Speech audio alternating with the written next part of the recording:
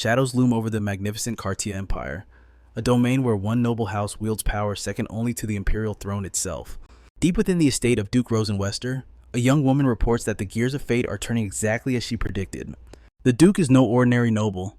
He is the Emperor's right hand, the ruthless patriarch of a bloodline infamous for their hearts of ice. Enter Lexian Rosen Wester, a man sculpted by the gods, yet possessing a heart of absolute zero. And right now, our protagonist is gambling her very life to strike a deal with this enigma. Tears stream down her face as she begs for salvation, yet Lexian simply sips his tea, his expression a mask of terrifying indifference. What she needs is not money or power, but a husband. She needs him to marry her. It is a portrait of utter humiliation. She kneels on the cold floor, casting aside her pride to plead with the tyrant for a single favor. Lexian's dark legend began at his first breath.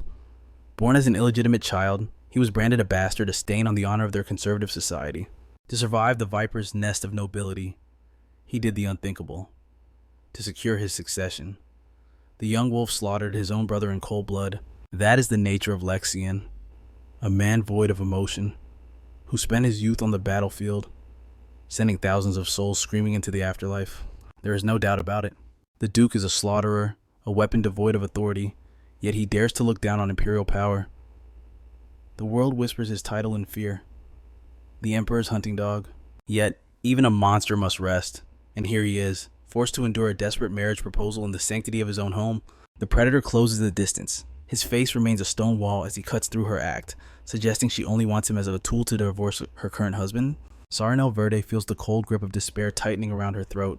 Her plan is crumbling before her eyes. Still, she refuses to back down. She swears this union will grant him power, promising benefits that would tempt any man, though the Duke looks entirely unconvinced. A flicker of curiosity crosses his eyes. He asks what makes her so confident in this wager.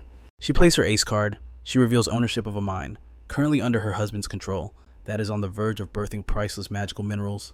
Before he can dismiss her, Sarinel rushes to explain. These gems are treasures beyond measure. Once she reclaims her rights, she vows to split the astronomical profits with him. But Lexian does not flinch. The promise of gold means nothing to a man who has everything. He crushes her hope in an instant. Stepping into her personal space, he pins the main character down with a gaze as cold as the abyss. The Duke declares that a mere mine holds no interest for him. But then, he leans in with a dark confession. The truth is far more sinister. He is interested in the man standing in her way, Kalian Helkar. His words send a shiver of pure terror down her spine. Sarinel freezes. She never expected the Duke to focus on her husband with such intensity. The memories come flooding back, a nightmare she cannot escape. Her mind drifts to the past. She stands devastated before a fresh grave, while her husband scolds her, warning that her grief will only destroy her health. He played the role of the saint perfectly. He held her close, whispering that he wished he could carry the burden of her sorrow himself. The blonde girl looked up at Kalian, her eyes shimmering with a dangerous hope. She was visiting her parents' grave. At the tender age of 16, a tragic accident had stolen them away, leaving her an orphan with nothing but her grief. Back then, they were just childhood friends. In her darkest hour, she felt she owed him her very life. The young man extended his hand, positioning himself as her only light in the suffocating darkness, promising to be her shield against the world. She believed that without him, she would crumble, and so she made the choice that would seal her fate. She decided to marry him. Desperate for approval, she sought out her only living relative to announce her desire. However, Count Veda refused to bless the union. To his eyes, Kalian was nothing more than a pauper, unworthy of their bloodline. But love is blind. His niece defended him fiercely, arguing that while he wasn't wealthy, he was far from a beggar. She lowered her head and begged, pleading with her uncle to give the man a single chance. Count Veda laughed in disbelief. He thought she had come to discuss serious matters, not a foolish romance. He laid out the harsh reality. Even if she loved him, marrying the son of a viscount with zero financial power was a social impossibility. Nevertheless, the girl fought back. She claimed she needed no dowry, no wealth. As long as she retained her mother's mind, she would have enough to survive. Faced with such determination, the Count relented. Under those specific conditions, her uncle decided to grant the girl's foolish wish. The wedding day arrived in a flurry of white petals. Kalian vowed eternal happiness, sealing her fate with a smile. Finally, she had married her first love. Cheers erupted from the crowd. Her best friend approached with open arms, gushing over how radiant the bride looked. Sarinel leaped into Lorraine's embrace, thanking her for being there. Of course, Lorraine wouldn't miss it for the world, because in that moment, Seeing the joy in Sarinel's eyes was the only thing that mattered. They were closer than blood, bound by a childhood promise. With her best friend's blessing, our heroine's heart overflowed with pure joy. On that fateful day, she felt like the chosen queen of the world. In her innocence, she believed this fairy tale was her absolute reality. But hindsight is a cruel mirror, revealing she was nothing but a naive fool. She actually believed Callian loved her with the same burning intensity she held for him. Yet, destiny had a far darker script prepared. In truth, our protagonist was walking blindly toward a devastating and cruel end. Guards screamed for protection, but the hourglass had already run out. The young woman was found lifeless in her chambers, utterly and terrifyingly alone. Servants scrambled in a panic to summon a physician, begging for a miracle, but the cold hand of death had already claimed its prize. Just 4 years into her marriage, she collapsed from a phantom illness. From that moment on, the vibrant woman she once was vanished forever. Through the biting winter, maids fought to keep the chill from her frail body. However, on one specific gloomy day, the end began. Her loyal maid asked if she was okay, only to freeze in horror. Dark blood was spilling from her mistress's lips. The silk handkerchief stained crimson in an instant, a gruesome flag of surrender. There was no fighting this. Her time was up. In her delirium, she begged Kina to fetch Callian and Lare immediately. She needed her husband and best friend to hear her final truth before the darkness took her. These would be her last breaths, her strength fading rapidly. Suddenly, the doors burst open as her husband and best friend rushed in, calling her name. The tearful maid tried to warn them of the grim reality unfolding before them. But it was too late. Tears streamed down Callian's face in a display of desperation, a perfect mask of false concern. He then commanded the maid to leave the three of them alone. The request shocked the servant, who knew how attached the girl was to her mistress. But the man justified the order coldly. He claimed he needed to speak his final, sacred farewells to his wife in absolute privacy. And so, the two were left alone in the silent room. They stood over the protagonist's body, staring down at her wretched condition. Lare wept uncontrollably as she approached the bed. She grabbed Sarinel's hand, checking to see if the life had truly left her eyes. But that mask of remorse shattered instantly. She turned to the husband and coldly told him to pinch her nose to ensure she was actually dead. She needed absolute confirmation. The protagonist had to be completely devoid of breath before they could celebrate. Callian, however, could not care less. He questioned the necessity of such an act, his voice dripping with boredom. He argued that the doctors were already en route to sign the death certificate, but the girl snapped back, insisting that the wretch might still be clinging to life. As if the main character meant absolutely nothing to him, the man recoiled. He refused to touch a dying woman. He looked at the blood she spat with disdain, casually admitting she was dying because of the poison the two of them had fed her. Of course, her blood wasn't contagious, but to him, it was simply filthy, a disgusting mess he wanted no part of. In that suspended moment, Sarinel could still hear every word. Her mind raced, unable to comprehend the nightmare unfolding above her. She refused to believe this reality. It was all a diabolical scheme orchestrated by the two people she cherished most in the world. Unaware she was listening, they continued their bickering. Lare demanded the doctor be called immediately, refusing to waste another second of her life on this corpse. She hissed that she had been waiting for this exact moment for what felt like an eternity. That statement made Callian break into a twisted smile. He assured her not to worry, now they could finally live as a real family with their hidden child. Sarinel was paralyzed with shock. The betrayal went deeper than she could have ever imagined. The two pillars of her life had been stabbing her in the back from the very start. But the horror did not end there. Now he could finally summon Benny. The boy had been hidden in a village for years, but now he would celebrate his 7th birthday right here in the palace. In other words, for the past 7 years, the protagonist had been played for a complete and utter fool. Before turning away, he asked Lare to step back from Sarinel's lifeless body, claiming the dead woman brought nothing but bad luck. The truth sank into our girl's soul like a heavy stone. Facing the ultimate betrayal, she watched Callian wear a cynical smile while pretending to mourn his ex-wife. Meanwhile, Lare grinned down at the corpse's face. She mocked her, asking if she truly never suspected the affair happening right under her nose. Months earlier, the girl had received a letter that sealed her fate. It claimed to contain a special tea to boost her fertility, instructing her to drink it every single day without fail. Lare found it hilarious that Sarinel had blindly trusted such a convenient promise. Now the puzzle pieces clicked into place. The tea was the poison. Yet, Sarinel still couldn't grasp why her sister figure would commit such evil. Standing over her deathbed, the red-haired woman spoke without a shred of remorse. She admitted she had never once considered the protagonist a friend. Their story began when Lare first arrived at the palace, and the innocent noble girl simply wanted a playmate. But for Lare, ever since that meeting at the orphanage, the dynamic was clear. She was certain Sarinel had always looked down on her as filth. She despised how Sarinel spent her whole life pretending to be pure, kind-hearted, and sickeningly perfect. The truth was a jagged pill to swallow. All those years, her so-called friend had harbored no love, but a festering, venomous hatred toward her. And now, look at the result. She had reached the bitter end of her life, standing amidst the ruins with absolutely nothing. Finally, Laurie turned her cold back on her, but she left one parting shot. She sneered that Sarinel should be grateful she got to play with a toy that belonged to Lorraine all along, thinking she ever actually possessed Kalan. And for that reason alone, even if she was dragged down to hell, she should be thankful. Lorraine's voice dripped with malice. It wasn't Lorraine who killed her. It was Sarinel's own ignorance, her stupidity, and her pathetic blind trust. In those final, agonizing seconds, the girl watched her entire world crumble into dust before her eyes. The man she worshipped more than anyone else. Kalan had never loved her, not once. The realization made Sarinel feel utterly wretched. She couldn't believe this was how her story ended.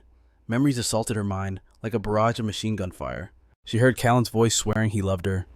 She heard her best friend calling her the most precious soul she had ever met. But now, her sanity was slipping away. It was all a lie. Everything they said, everything they did, it was all smoke and mirrors. They had been laughing at her from the shadows the entire time. And now, they stood there extinguishing the life of the poor protagonist who couldn't fathom such betrayal.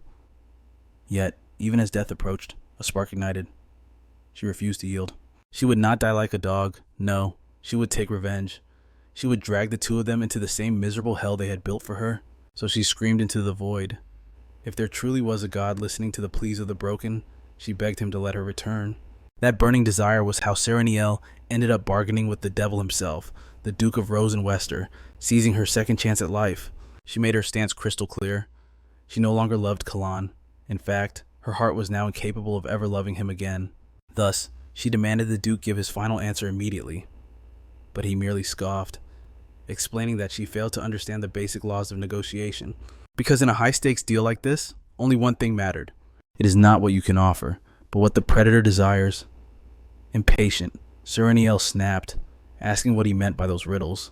Then, Lexian laid his cards on the table. He would grant her power. However, in exchange, she must give him exactly what he craved. Nothing more, nothing less. He held up 2 fingers to reveal his desires. First, the girl must discard that useless little man she called a husband. And second, Sarinel must remain married to the Duke for all eternity. That second condition left her distraught. Noticing her silence, the man pressed closer, asking if she understood. It meant Lexian intended to possess her completely. His name rolled off the man's tongue like dangerous, sweet honey. Suddenly, flashbacks of that freezing, snow-covered night, the night she died, clawed their way to the surface. In the cold grip of death, the ugly truth had finally dawned on the girl. She was nothing more than a naive fool. She hadn't noticed for a single second that her husband and her best friend were having an affair right under her nose. She had been stripped of her dignity, murdered in cold blood, and entangled in a twisted drama of love and hate. She saw herself as a pitiful heroine in a tragic comedy. Weak, naive, soft-hearted. In that liminal space between life and death, she felt herself sinking into the abyss, but her rage, her thirst for vengeance burned brighter than life itself. She was willing to tear the world apart to reclaim what was hers. And so, she begged God for one more chance. If such a being truly existed. Then, with a piercing scream, Sarinel bolted upright in her bed. She gasped for air, eyes wide with shock. The blood that had soaked her sheets gone. The agony in her body vanished. She touched her face, trembling. What in the hell had just happened? A smile of sheer emotion formed on her lips. But suddenly, reality broke in. The bedroom door creaked open. It was Kina, smiling warmly and asking if Madame had slept well. Sarinel froze. This was impossible. After all, she had just died. Yet here stood the woman who had cared for her since she was a child. The maid began to speak about waking her up, but stopped abruptly. Tears were streaming down the girl's face. Without a word, Sarinel threw her arms around the startled woman. Kina panicked, asking what was wrong. Through her sobbing, the girl smiled. She let slip that she had truly come back. A statement that must have left the poor woman utterly confused. Outside the mansion, the day was blindingly beautiful. The garden glowed with a radiance worthy of a cinematic masterpiece. In the midst of her death, she had wondered if she would ever live to see another spring. She had fallen into despair so many times before, but fate had smiled upon her. She had returned 4 years into the past. She didn't know how, and she didn't know why. Sometime later, Kina found her in the garden. She handed over a small box filled with petals. "A gift," she said, "from her dear friend, Lorraine." A chill ran down our heroine's spine. She knew exactly what that jar contained. The maid unknowingly twisted the knife, explaining that this gift was sent to boost the Viscountess's fertility. It seemed Lady Lorraine was terribly concerned about the lack of an heir. After all, it had been a full year since Kyle and Sarinel exchanged vows, yet no cradle had been filled. Poor innocent Kina, oblivious to the malice, praised Lorraine's kindness and moved to brew the poison immediately. Sarinel's eyes hardened, the tension in the room thick enough to cut with a knife. She didn't let Kina take another step. She snatched the jar with trembling hands, terrifying the young maid.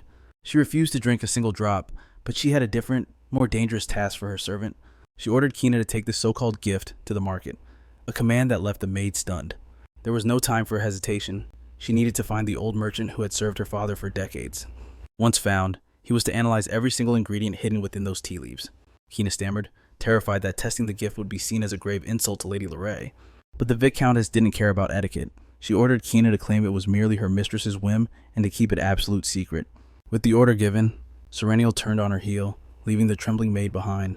She announced she was going out, promising to return before the sun dipped below the horizon. But her final command was the most crucial. Her husband must not know she had ever left the palace. And a chilling warning followed: never touch those flowers with your bare hands. Kina was baffled. But a servant's duty is to obey.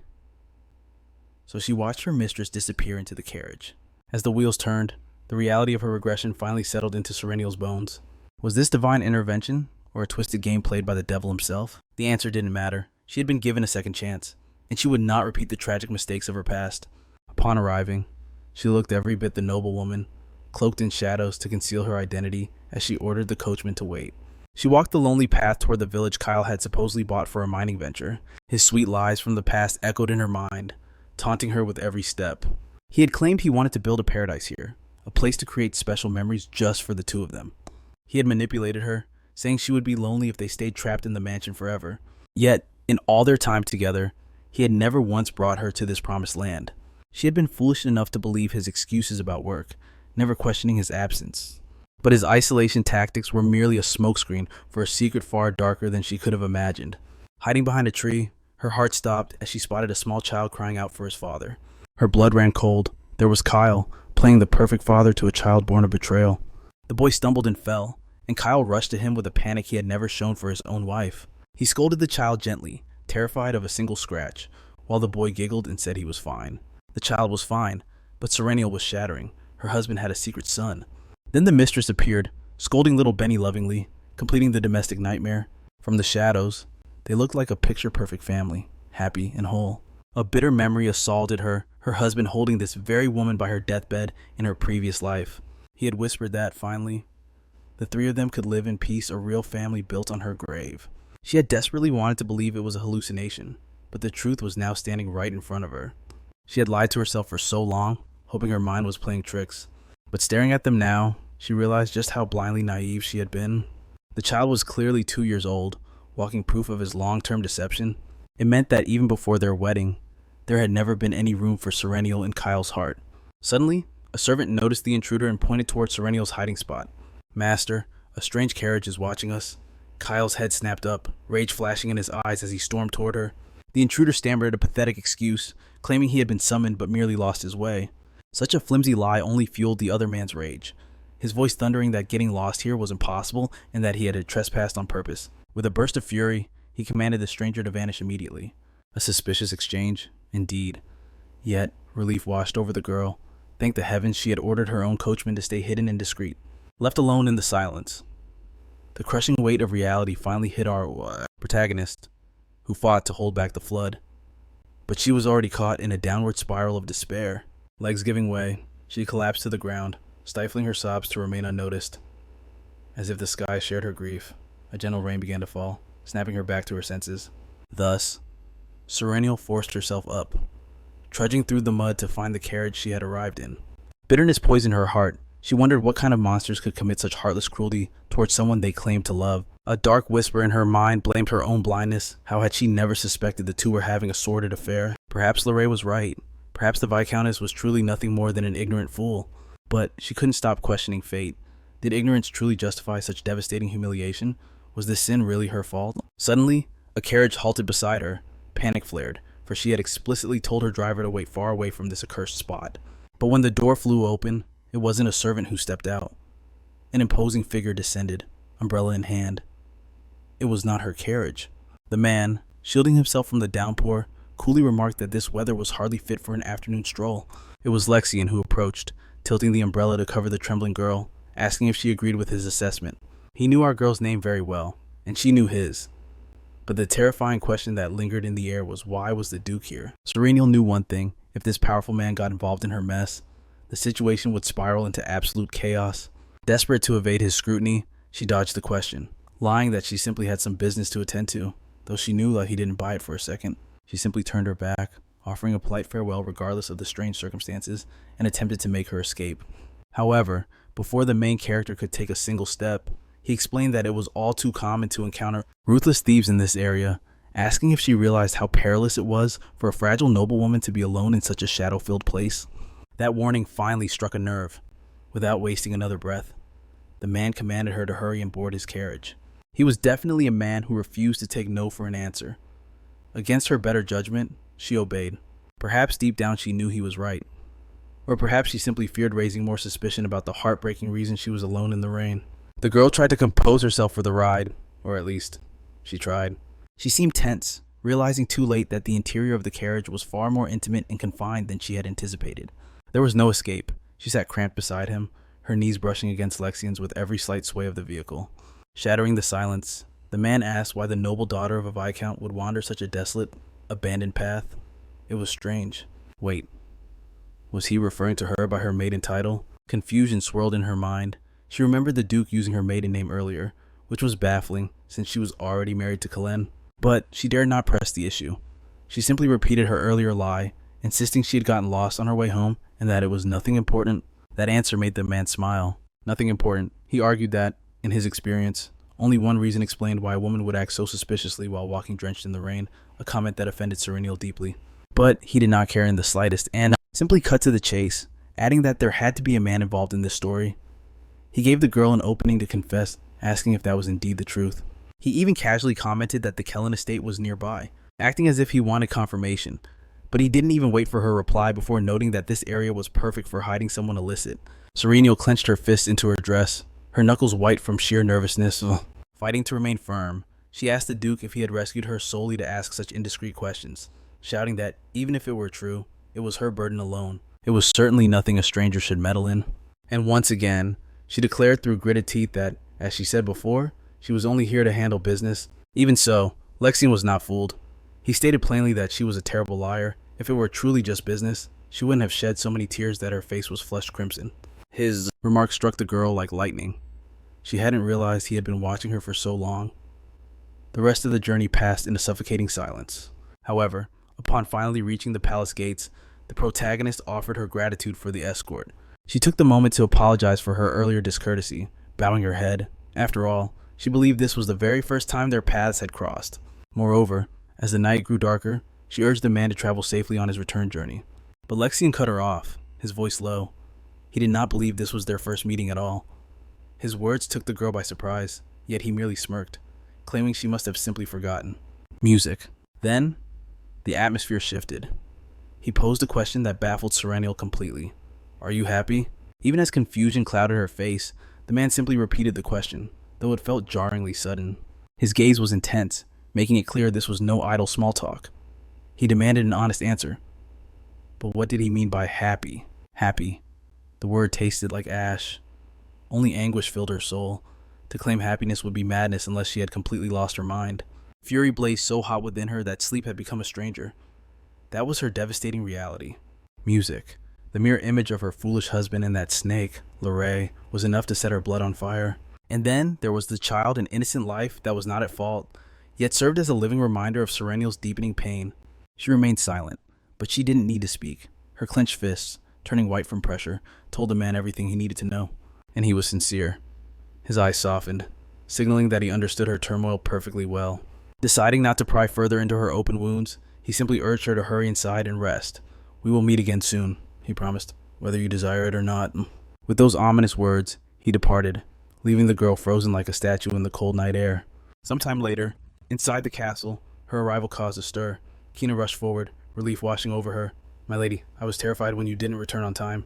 Sarinel quickly apologized for the delay. Music. But the maid's relief turned to shock. She was far more concerned that her mistress was soaked to the bone. "What happened?" Kina gasped.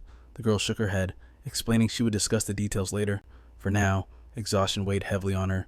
Immediately, the loyal woman insisted she would prepare a warm change of clothes and a meal to restore her mistress's strength.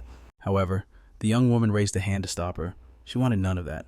"Just inform my husband I'm feeling unwell," she commanded softly. But Kina hesitated, fear trembling in her voice. "There is one more thing. Lady Lorraine is at the palace." The name struck Sarinel like a physical blow. She blinked, unsure if she had heard correctly. "That woman, here." Kina explained that Lorraine had arrived together with the Viscount, as the two of them wished to share a pleasant dinner with the girl. Sarinel could not believe the sheer audacity to parade their affair in the open and return to her own home together. It felt like a violent violation of her sanctuary. The maid quickly added that she had covered for Sarinel, telling Kion she had visited the Count's city. She had claimed the reason for the outing was a health consultation, as she couldn't conjure a better excuse on such short notice. The girl thanked her loyal servant. It was a convenient lie, as she had actually been planning to visit her uncle anyway. Safe in the privacy of her bedroom, Kina asked if she should inform the two traders that the lady was resting, but a fire ignited in Sarinel's eyes. "No," Sarinel declared, her voice hardening into cold steel. "Prepare my dress." Before they descended, the maid whispered that she had placed the item Sarinel requested in the drawer. Now, her exhaustion didn't matter. The only thing that mattered was how she would exact her legendary revenge.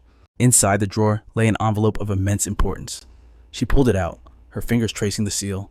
Should she expose the two traitors this very instant? The world knew that Lorraine, a mere commoner, was entangled with a nobleman. She would not be able to escape the severe punishment for such a transgression. However, calculation took over. She knew it would be wiser to consult her uncle first, ensuring their counterattack would be flawless. Suddenly, a noise snapped her back to reality, and she hid the envelope abruptly. The door opened to reveal the couple of the year, Kion and Lorraine. They feigned concern, commenting that they heard she had traveled to the Count's city. Since she returned so late, her best friend was supposedly worried sick. Sarinel forced a porcelain mask of a smile onto her face. She apologized for the worry and, noting their presence, suggested they must be famished. "Shall we dine?" In the dining room, the setting was picture perfect, yet the air was thick with tension as the couple sat across from the girl. Breaking the silence, Lorraine dropped the bomb. She asked if her friend had received the tea she sent, triggering a blaring alarm in our protagonist's mind. Feigning kindness, the girl commented that she had explained the details in the letter, but she insisted on the tea's benefits. She claimed it would be a great help to Sarinel's constitution, reiterating with a sickly sweet smile that it was vital to drink it every single day. The comment made Sarinel's hands tremble uncontrollably beneath the table, a reaction that did not escape the predators watching her. Realizing she was acting out of character, she quickly pivoted, forcing a smile to thank them for the thoughtful gift. But urging the girl to eat, claiming she must be starving, was a mistake. Alarm bells instantly rang in Lorraine's mind. Sarinel shifted gears, casually asking her husband about business. The question was so sudden, Kalen nearly choked on his steak. Yet, she was a master of misdirection. She smoothly lied, claiming it was her uncle who was worried, not her. Apparently, her uncle couldn't reach the manager for an inspection. The silence was becoming suspicious. Kalen waved it off, claiming he was buried in work keeping operations running. He insisted the mine was fine and there was no need to fret. He promised to handle it, but Sarinel cut him off. She would deliver the message herself. She simply needed to know the mine's current status, a request that seemed to insult Kalen deeply. Yet, Sarinel stood her ground. It was her property, after all. She had every right to know what was happening with her own inheritance. When her parents perished in that tragic accident, they left her with only one thing, a seemingly worthless mine. It had only recently gained value, yet Kalen had dedicated his entire life to managing it, or so he claimed. To the outside world, it was a risky venture. Investors doubted it could generate stable income. But they were wrong. Buried deep within were magical minerals, rarer than diamonds and worth a fortune. Miners toiled day and night, and soon, those precious gems were flooding out of Sarinel's land. Profits were about to skyrocket. And she wasn't about to let her snake of a husband reap the rewards alone. It was time to restore the natural order. She would take back what was hers.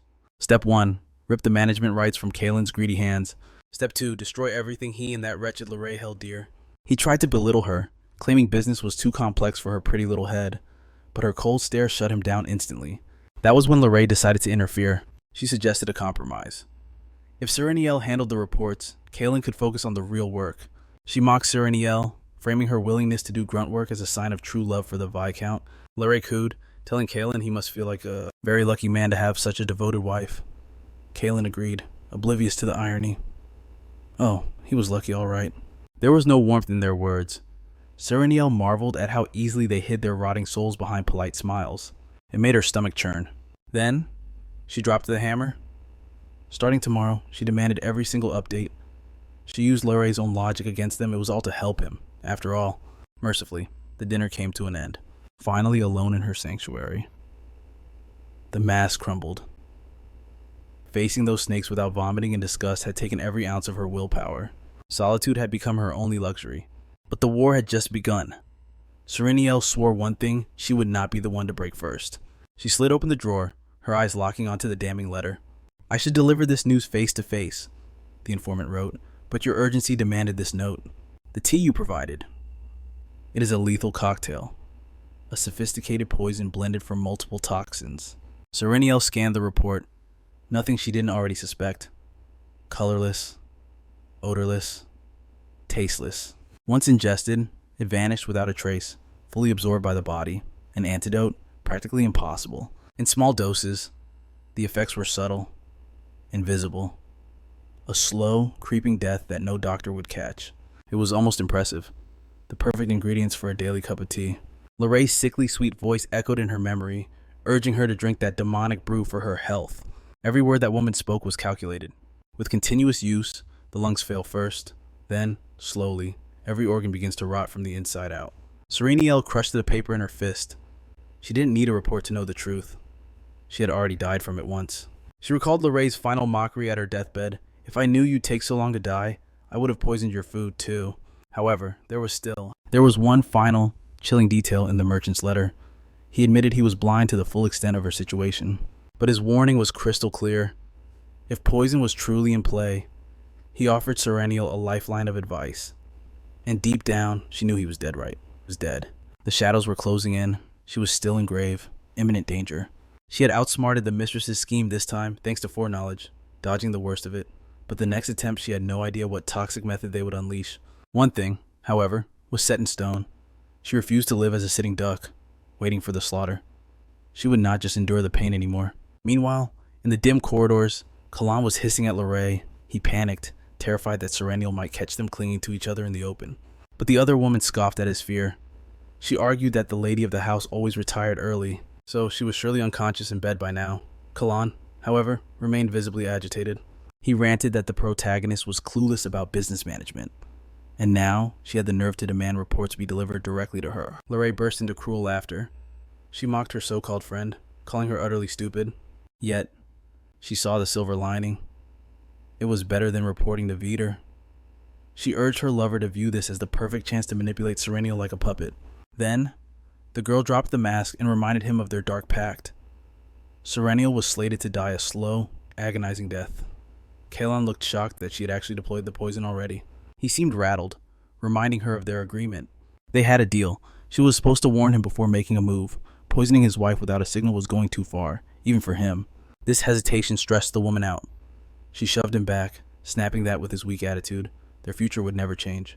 Besides, it wasn't as if the protagonist would drop dead overnight. That wasn't the plan. The true scheme was to drain the life out of Sarinel slowly, over the course of 3 long years, just as he had suggested himself. Once she was in the ground, he could sever ties with Vider. Only then could they become a real family, finally freeing their secret son, Benny, from his village prison. But the plotting didn't stop there. The girl's eyes darted around the hallway with disdain. She hated this mansion. The interior design was absolutely hideous to her eyes. The man tried to soothe her, claiming it was just Sarinel's taste, but that excuse only made her hate it more. She laid down the law. The moment she became the new wife, she would purge everything. Furniture, decorations, every trace of Sarinel would be erased. Then, she tightened the leash, reminding him of their other deal. He had promised never to share a bed with Sarinel again. The first night was the only exception. From now on, his only child would be Benny. That concern hadn't even crossed Kalen's mind. After all, he felt zero attraction to his wife. But on the other side of the door, Sarinel stood frozen. She heard it all. She was just a boring statue to them, a woman no one would ever want to hold. The next day, Ignoring the heartbreak, she headed to the city with Kina. The maid chirped happily about how long it had been since their last outing. Finally, they arrived at the location the maid had arranged. But here, the mistress drew a line. She asked Kina to wait outside the shop, promising this wouldn't take long. Before entering, her eyes felt heavy with exhaustion. She was so tired of these games. But suddenly, she was startled by a figure occupying her thoughts. It was Lexian Rosen Wester, the Duke himself. She had no idea what a man of his stature was doing here. Still, she masked her shock instantly. She offered a polite greeting, saying she was honored to meet him in such a humble place. The man, however, saw right through her.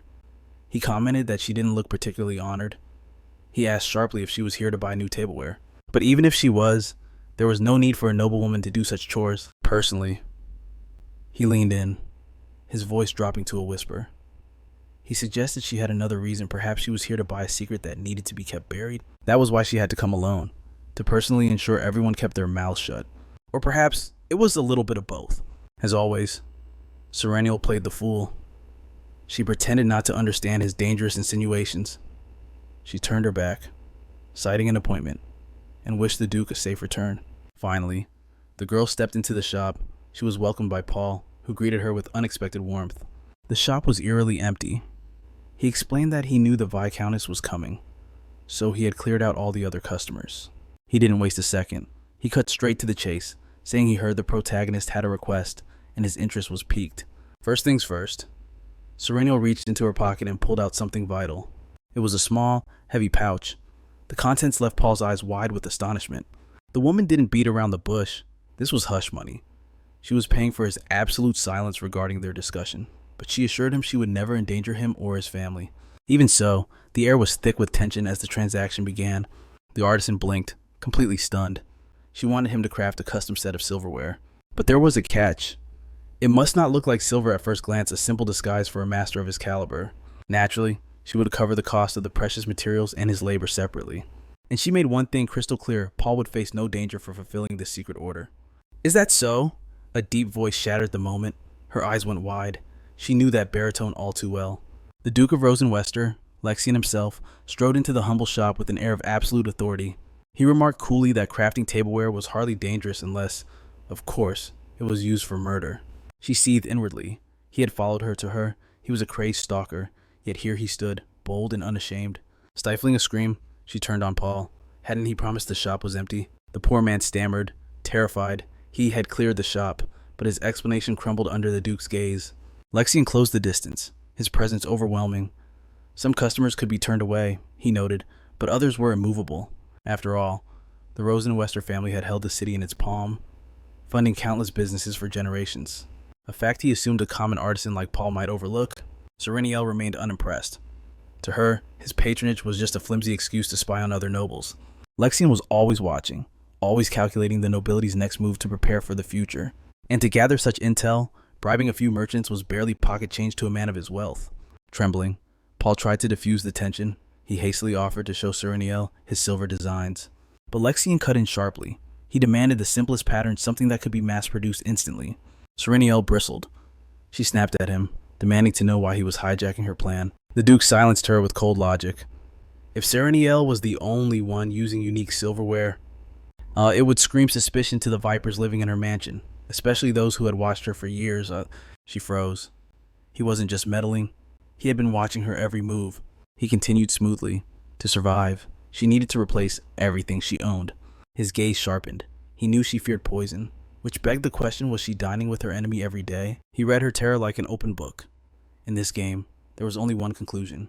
She had been caught red-handed by a complete stranger. Sarinel composed herself, desperately changing the subject. She noted his aura, the hardened air of a war veteran. Even fresh from victory, the scent of blood seemed to cling to him. She assumed it was only a matter of time before the battlefield called him back. He was a ghost in high society, yet his legend was on everyone's lips. Whenever nobles gathered, the Duke of Rosen Wester was the only topic that mattered. She needed to know why he was here. Surely, war awaited him. Stepping closer, she demanded the truth. Why this obsession with her in her private life? He didn't blink. Who told you I was returning to war? His question threw her off balance. Was that not common knowledge across the Empire? His hand reached for her face. Her heart hammered against her ribs. What the hell was he doing? But he simply pulled a strand of her hair, his voice dropping to a command. she had a new task spread a different rumor. The Mad Duke had lost his taste for blood. He would never return to the battlefield again. Night claimed the sky as Sarinel collapsed into the palace library, releasing a heavy sigh. Her husband had been vanishing lately. His excuse, inspecting the mines? Lies. She knew he was playing house with his mistress, Lorraine, and their secret child. She wouldn't even care, if only he bothered to fake a proper report, but seeing their faces made her sick. She tried to push the thought away. This time, she would leave them nothing. To destroy them. She needed to understand the true state of her assets. She opened the ledger he had given her, and then she saw it. Something was terribly wrong. The shadows deepened around the investment records. Every name, every detail, was completely obscured. Even the list she managed to unearth offered nothing but cryptic initials. Was such extreme secrecy truly necessary for a mere investment fund? If so, what were they hiding? A fire burned within Sarinel, driving her desperate need to expose the truth. But she had heard the whispers with her own ears. Lexian Rosen Wester would not be returning to the battlefield anytime soon. This gave weight to the terrifying rumor that the Emperor was using the Duke as a living shield to purge the nobles who dared to flatter him. A chilling thought crossed her mind. What if the true goal of these mysterious investors was to build a private army? True or not, such a force would be the perfect blade for the Emperor. A weapon to silently eliminate his political enemies. But faced with such a massive conspiracy, what could Sarinel possibly do? The weight of it was suffocating. Exhausted by the endless day, she surrendered to sleep. Morning light broke the heavy atmosphere. She awoke to Kina's radiant smile, a beam of sunshine that drew a soft reply from Sarinel's lips. Kina bustled in, her arms full of forgotten treasures.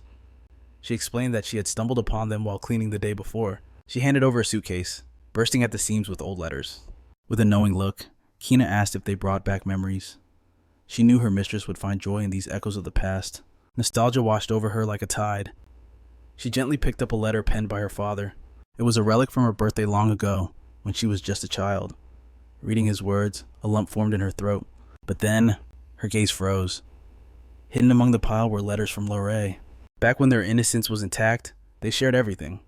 One letter read, "Dear Sarinel, sometimes I envy you. I wonder what life would be like if I were a noble's daughter, instead of a nameless orphan. Tell me, would you still be this kind to me if our places were swapped?" The words triggered a dark memory, the crazed look in Lorraine's eyes on her deathbed.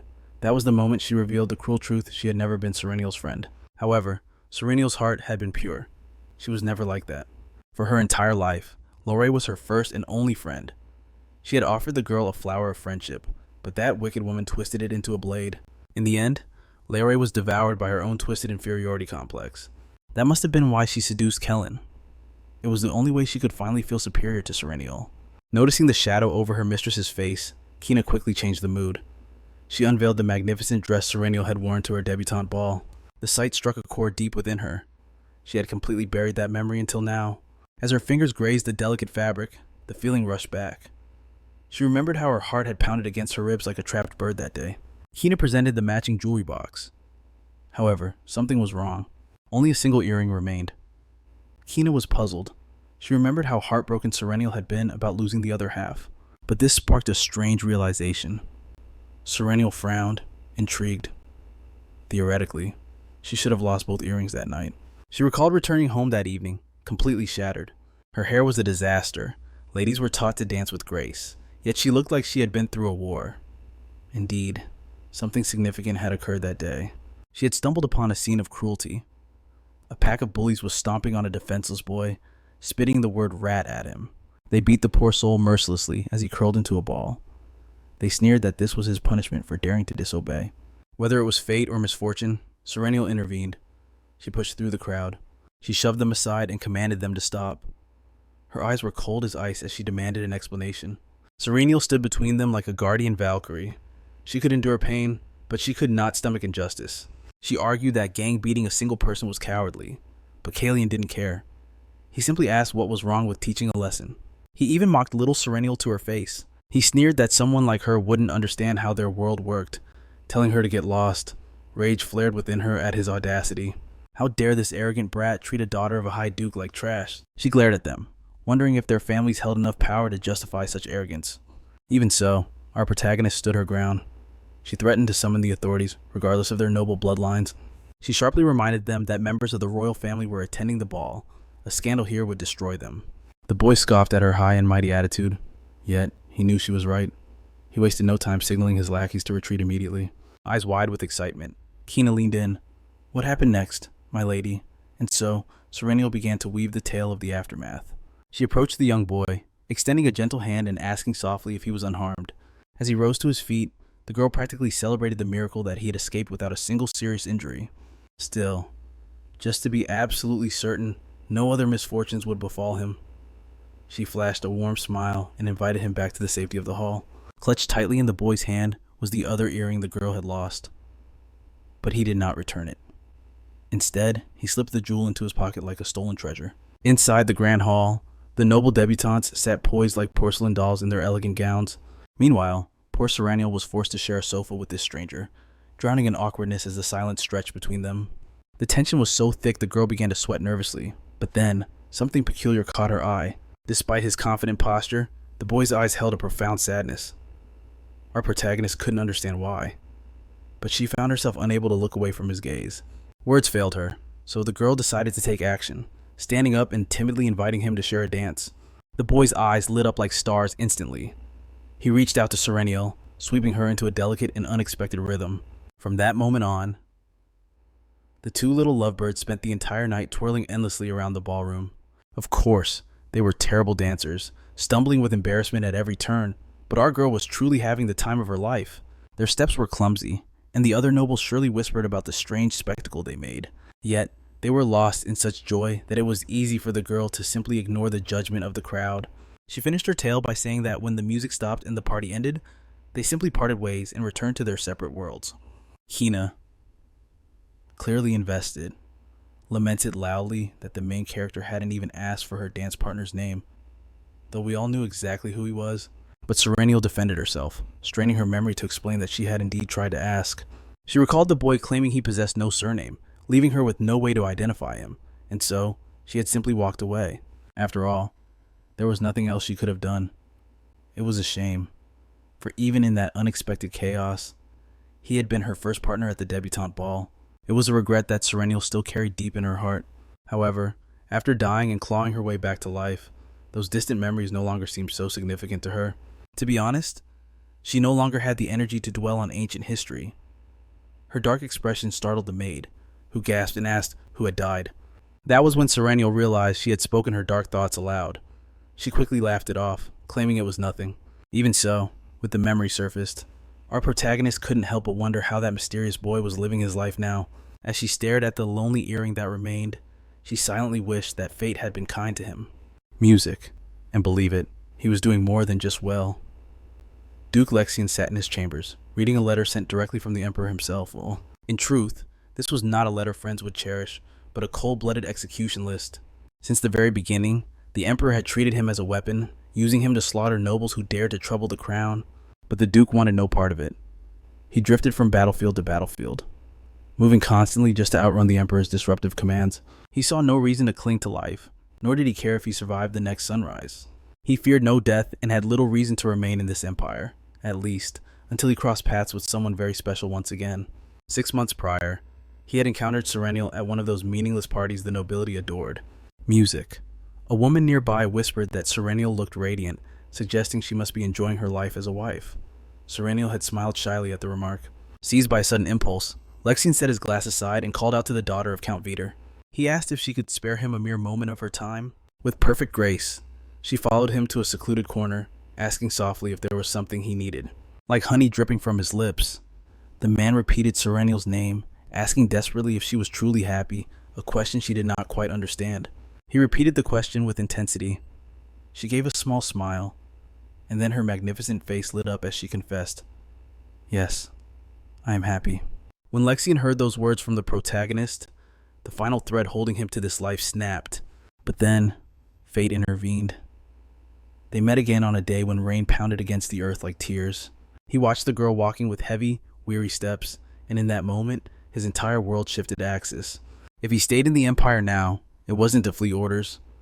When he refused to pick a side in the coming war, the Emperor sent the execution list in retaliation. He had zero interest in fighting a war that lacked a righteous cause. But now, the stakes had changed. One name on that list shone brighter than the rest, Vader Verde.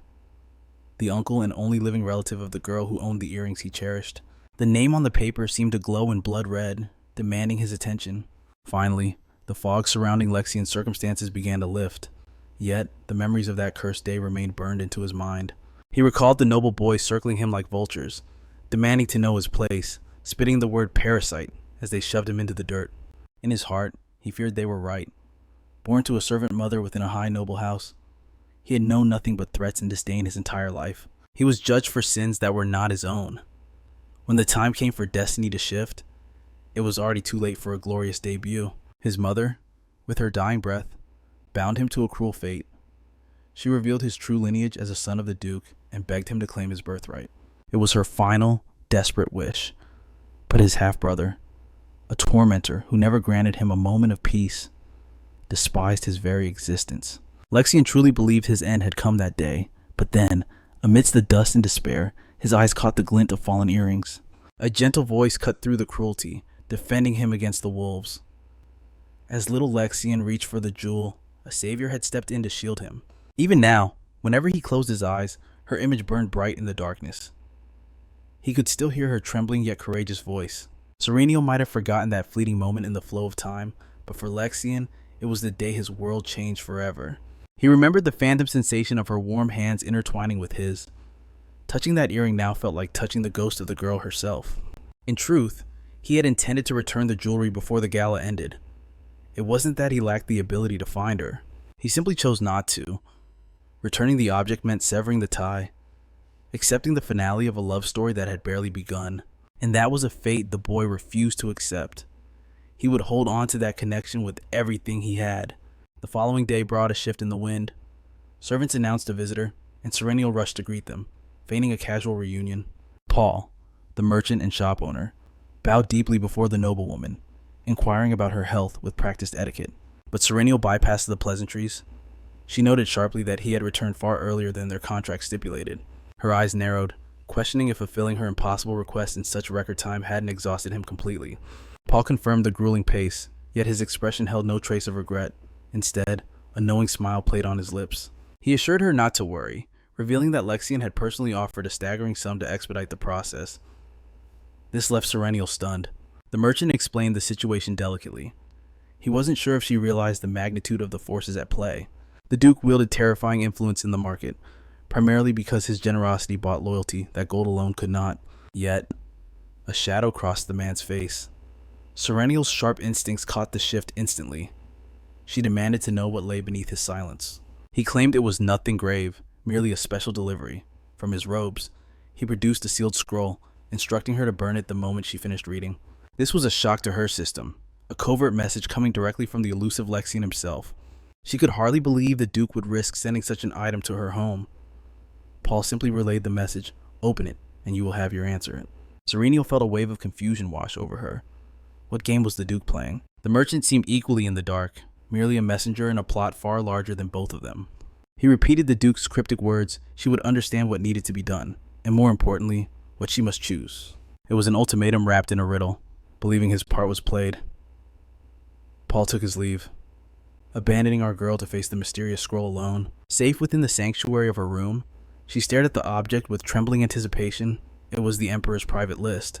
As Sarinel scanned the parchment, she recognized the names of powerful nobles, though the true purpose of the list eluded her at first. Every name inscribed there belonged to a figure renowned throughout the kingdom for their vast wealth and precious assets. Furthermore, these families were all deeply connected to her uncle. A chill ran down her spine. This was no random collection of names. It wasn't just a list of aristocrats. It was a hit list. Duke Rosen Wester knew exactly what she was hunting for. But how? Her instincts had been sharp. To prevent a catastrophic war, the Emperor must have issued a direct command to purge these corrupt nobles. Paul's words echoed in her mind. There is only one correct answer. The pieces of the puzzle were slamming together. If Sarinel wanted to survive this political snake pit, she had to swallow her pride and accept the hand extended by that dangerous man. Yet, the mystery remained. What drove the Duke to involve himself in her chaotic life? She couldn't deny that Duke Rosen Wester was the ultimate ally she desperately needed. But logically, she should mean nothing to him. Why was he willing to walk through fire for her sake? Suddenly, a sharp noise shattered her concentration. Panic surged as she scrambled to hide the incriminating paper. Her bedroom door creaked open, revealing Callion. his face twisted with exhaustion. Tension sucked the air from the room. He reeked of alcohol. His voice slurred as he demanded to know why his wife was still awake. Her patience thin as ice, she coldly suggested he sleep, reminding him of the mine inspection scheduled for tomorrow. But her dismissive tone sparked something dark in him.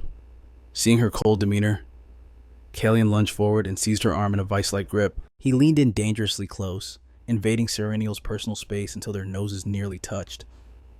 With a chilling gaze, he demanded to know why she was treating him with such icy indifference.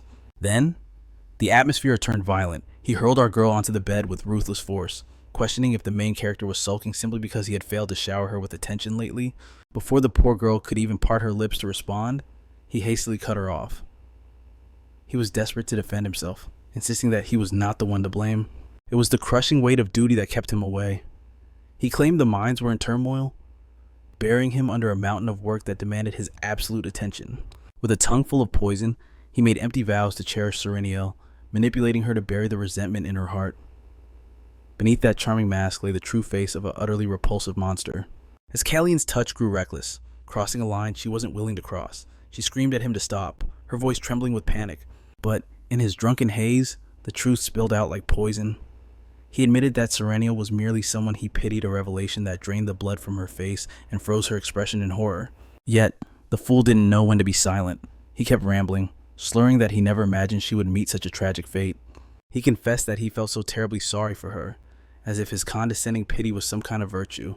At that moment, her world collapsed. She realized she had been betrayed by the one man she would have risked her life to save. Yet, oblivious to her devastation, he simply returned to his affectionate embrace. Music. A flicker of regret seems to cross his eyes.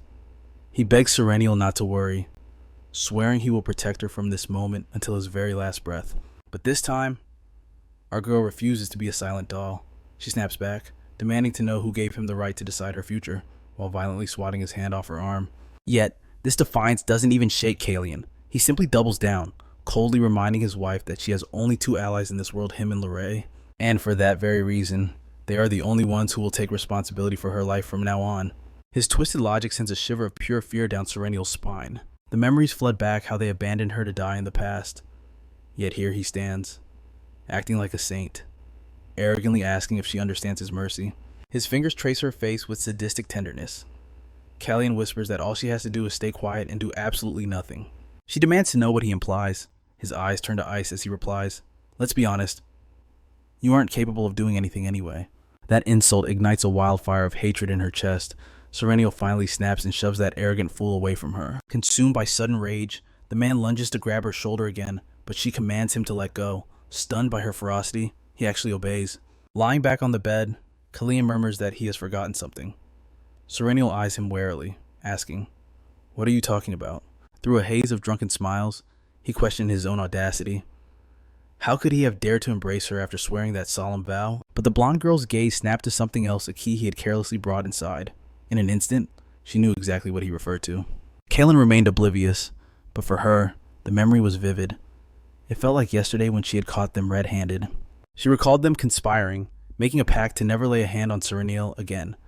From that moment on, they were supposed to be the only family that mattered. Benny was destined to be Callan's sole legitimate heir, yet, drowning in liquor and ignorance, he slurred a pathetic excuse that sometimes he just craved a different flavor. But then came the venom. His harsh words about Sarinel cut deep. He mocked her as a cold statue, a dull woman unworthy of even a shred of affection. Those cruel insults echoed violently in the protagonist's mind. Music. Yet, Kalian wouldn't shut up about wanting more. It felt like a smokescreen, hiding a darker secret that neither Lorraine nor Sarinel had seemingly grasped. And then, the realization struck like lightning. But surely, it couldn't be true. She snatched the key from the bed in a frenzy, waking Kina with her urgency. She bolted through the corridors. The maid cried out for her mistress, desperate to understand the chaos. She stepped carefully into the room, but before she could ask a single question, a scream tore from her throat. There sat the woman, collapsed on the floor in total devastation. Kina rushed forward, demanding to know what tragedy had occurred. Her nerves were frayed by the mysterious atmosphere, but then her eyes fell upon the object clutched in Sarinel's trembling hand. It was the final straw that broke her spirit, a potent contraceptive potion. Kina stood frozen, unable to fathom why such a vile thing existed within these walls. The protagonist couldn't believe the depths of this betrayal. She knew her husband was cruel, But to secretly force this poison upon her, it was beyond imagination. One thing was now certain: forgiveness was dead. And honestly, that man didn't just deserve hatred, he belonged behind bars for his crimes. Music. In this twisted world, thousands of dark secrets lurked beneath the surface. For a high enough price, these horrors remained buried, never to see the light of day. They were destined to fester in the shadows forever, and the variety of available sins truly infinite. Take someone like Lorraine, for instance. She wouldn't hesitate to purchase lethal poison just to snuff out a life. Others prowled the black market for stamina elixirs or hallucinogens, anything to satisfy their most depraved and disgusting desires. Among these foul substances were potions designed to terminate life, effective even after conception. And that was exactly what Sarinel now held: a bottle of liquid despair. Clutching the vial tight, Sarinel felt the cold glass bite into her palm. The memory of their treachery replayed in her mind, their sneering voices plotting that Callan would never share a bed with her. Yet, promises meant nothing to a liar. Her husband returned in the dead of night, reeking of alcohol, just like on that fateful day. Memory dragged her back to a specific evening, when he had offered her a glass of wine with a deceptively sweet smile. She had tried to refuse, pleading her low tolerance, but Callan wouldn't take no for an answer, insisting it was to set the mood, pressuring the poor girl until she caved. And so, innocent and trusting, she obeyed him. All the while, her husband watched with a predatory grin. With every glass he forced upon her, he was secretly feeding her contraceptives without a shred of remorse. Sometime later, the snake revealed her fangs disguised as concern. Lorraine asked if something was troubling her heart. Sarinel and Callan were newlyweds, yet the sadness in the young wife's eyes was impossible to miss. Sarinel confessed the humiliating truth: their marriage was a sham. They had shared only a single night of intimacy, their wedding night. Lorraine fished for more details, but seeing that the girl fell silent, she let out a theatrical sigh. She claimed it wasn't surprising, but with a twisted sweetness, she added that Sarinel shouldn't worry. Clearly, it only happened because she was simply too perfect to touch. However, she twisted the knife deeper, asking if her friend longed to have a child with her husband. Masking her malice, the mistress offered advice: seduce him. She claimed men were simple beasts who only needed an invitation to make a move. Still, she couldn't resist a final jab. She sneered, questioning if a prude like Sarinel even had the capability to seduce anyone. That wicked woman laughed at her friend's fragility. However, Lorraine was blind to her own reality. Callan had a ravenous appetite for different women, creating a revolving door of lovers. Even the mistress was being rejected from time to time, just as our protagonist had been. Keena's voice snapped her back to the present. The maid held up the suspicious bottle found in the Viscount's study, asking if she had consumed it. Shaken to her very soul, the main character admitted the horror. She had drunk it, many, many times. Desperation clawed at her throat. She asked the maid if she understood the cruelty behind Callan's actions. But before Keena could answer, Sarinel spat out the bitter truth. He drugged her to prevent a pregnancy because he already had a child with Lorraine. As the revelation shattered the air, the maid stood frozen, her eyes wide with absolute terror. She knew it sounded like madness, but she assured the maid there was no reason to fabricate such a nightmare. Finally speaking the darkness aloud was a strange relief, lifting a weight that had been crushing her day and night. She recalled the sensation of his hands on her face moments ago, once loved, now loathsome and disgusting. He had told her she was powerless. He had stolen her rights, her dignity. It went far beyond a simple affair with Lorraine. To Callan, Sarinel was never a wife. She was a dog he could kick whenever he pleased, a toy to amuse him when bored, only to be tossed aside without a second thought for the damage caused. And the tragedy was, she had been foolishly, madly in love with him. It only proved how worthless she was in his eyes. The man she adored for years never existed. Now, that love had turned to ash. Only one desire remained: to slaughter that perfect, fake couple. Pure, unadulterated hatred took over her body. Her plan was set. She would exact her bloody revenge, and then she would end her own life.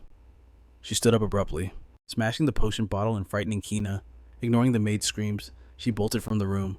Sarinel sprinted through the corridors, her breath ragged. She didn't stop until she reached the cliff's edge, staring into the vast abyss with dead, cold eyes. But she hadn't come to jump, not yet. In reality, she sought the counsel of her deceased parents, missing them more than her heart could bear.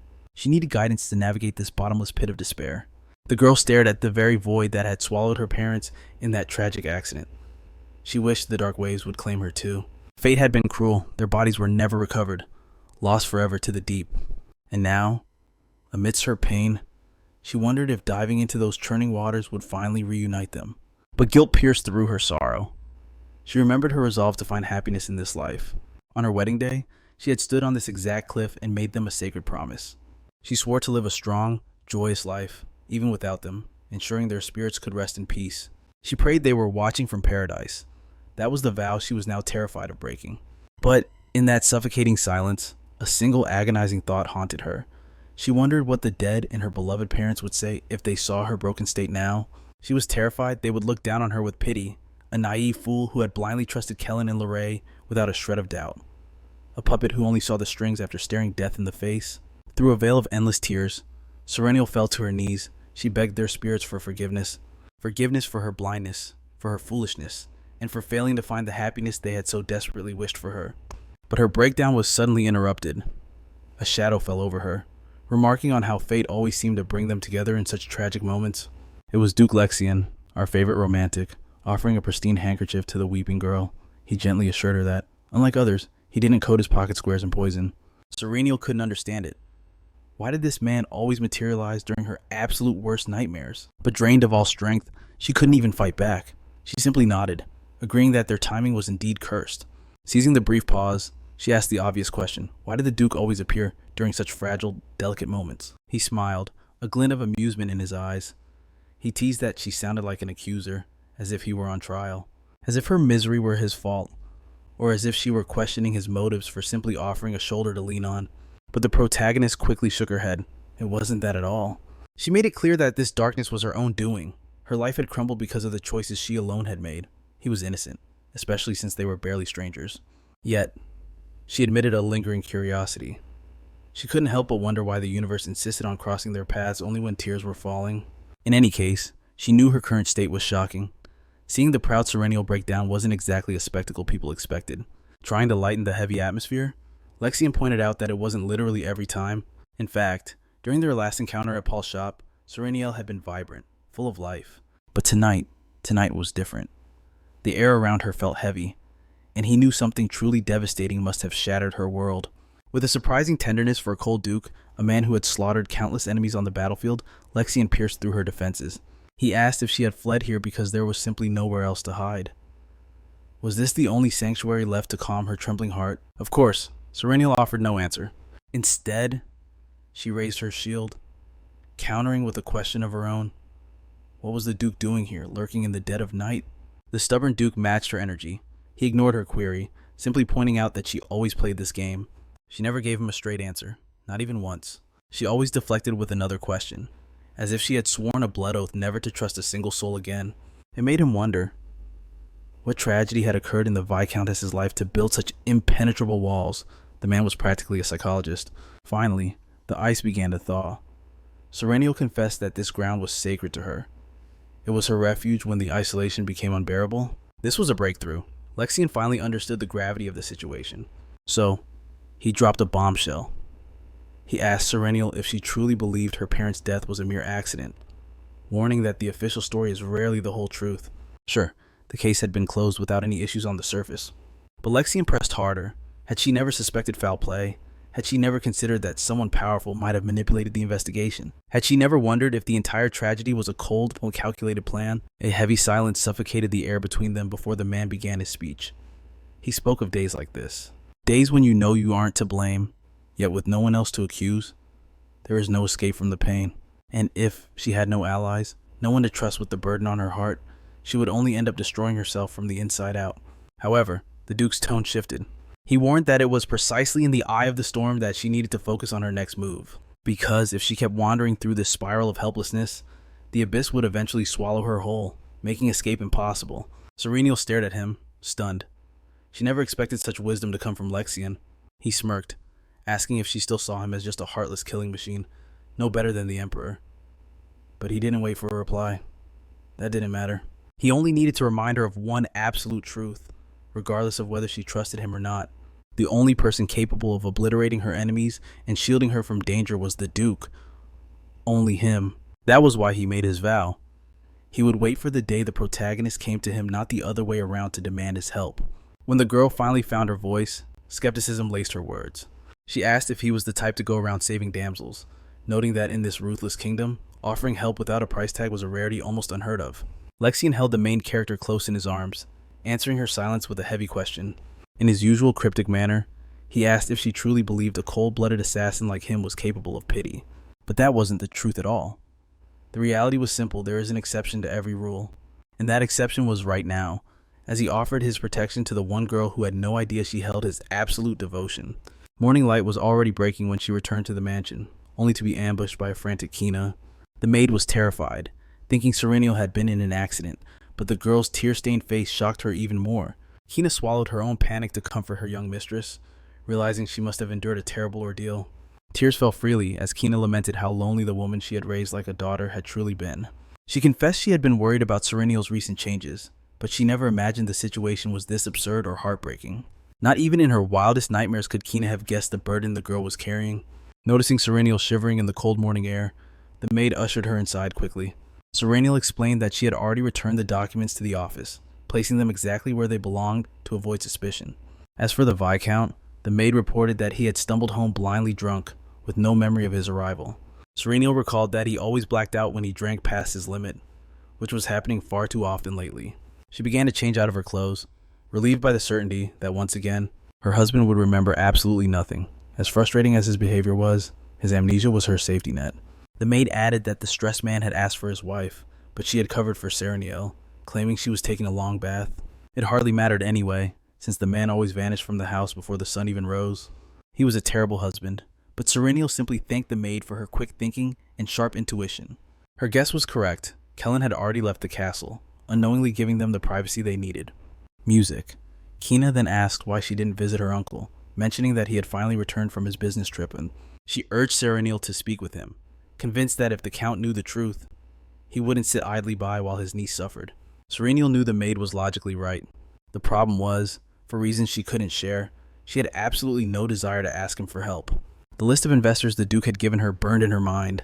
Every single name on it had a connection to her uncle. Between that and Keon's mysterious behavior, the shadows around her family were growing far too strange.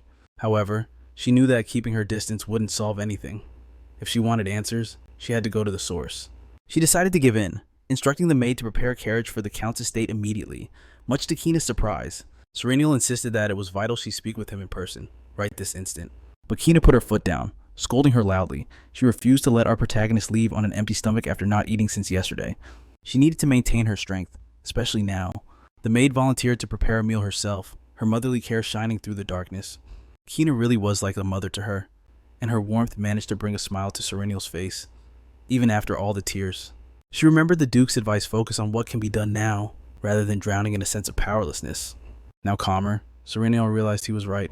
If she didn't want to be defeated by her own emotions, she had to keep moving forward, and so she would. She was convinced that this newfound strength was all thanks to the Duke. She made a mental note to thank him properly next time, a gratitude that would be sweet and filled with longing. Soon enough, she arrived at her uncle's mansion. Only as she stood there did she realize how long it had been since she last set foot in her childhood home. In this timeline, only 6 months had passed since her marriage. It shouldn't have felt so long, but in her past life, poisoned and frail, she had been a prisoner in her own home, unable to ever leave. Shaking off the darker memories, she greeted the servants. The butler bowed respectfully, remarking that it had been quite some time since her last visit. Bane had looked after her since she was a child, and his humble demeanor hadn't changed even after she became a noble wife. He gestured for her to enter immediately, promising to prepare her favorite tea to welcome her back. It was something the girl accepted with a sincere smile, a radiant expression she hadn't shown the world in a very long time. She rested her weight on the arm of the man she trusted above all others. Bane informed her that the master was currently absent but would return shortly, suggesting she simply enjoy her tea while she waited. However, the atmosphere shifted instantly when Bane requested a moment of her time for a private conversation. Sarinel's interest was immediately piqued. The butler began cautiously, admitting that what he was about to say might sound incredibly strange coming from a servant, yet he pleaded with her to listen closely. The gravity in his voice made it clear that his words held life or death importance. The servant's eyes darted nervously around the room, scanning the shadows to ensure not a single soul could eavesdrop on their exchange. The rumble of an approaching carriage cut through the silence, but he managed to whisper a frantic warning: Sarinel must not trust Lord Vedder. That statement left her mind reeling.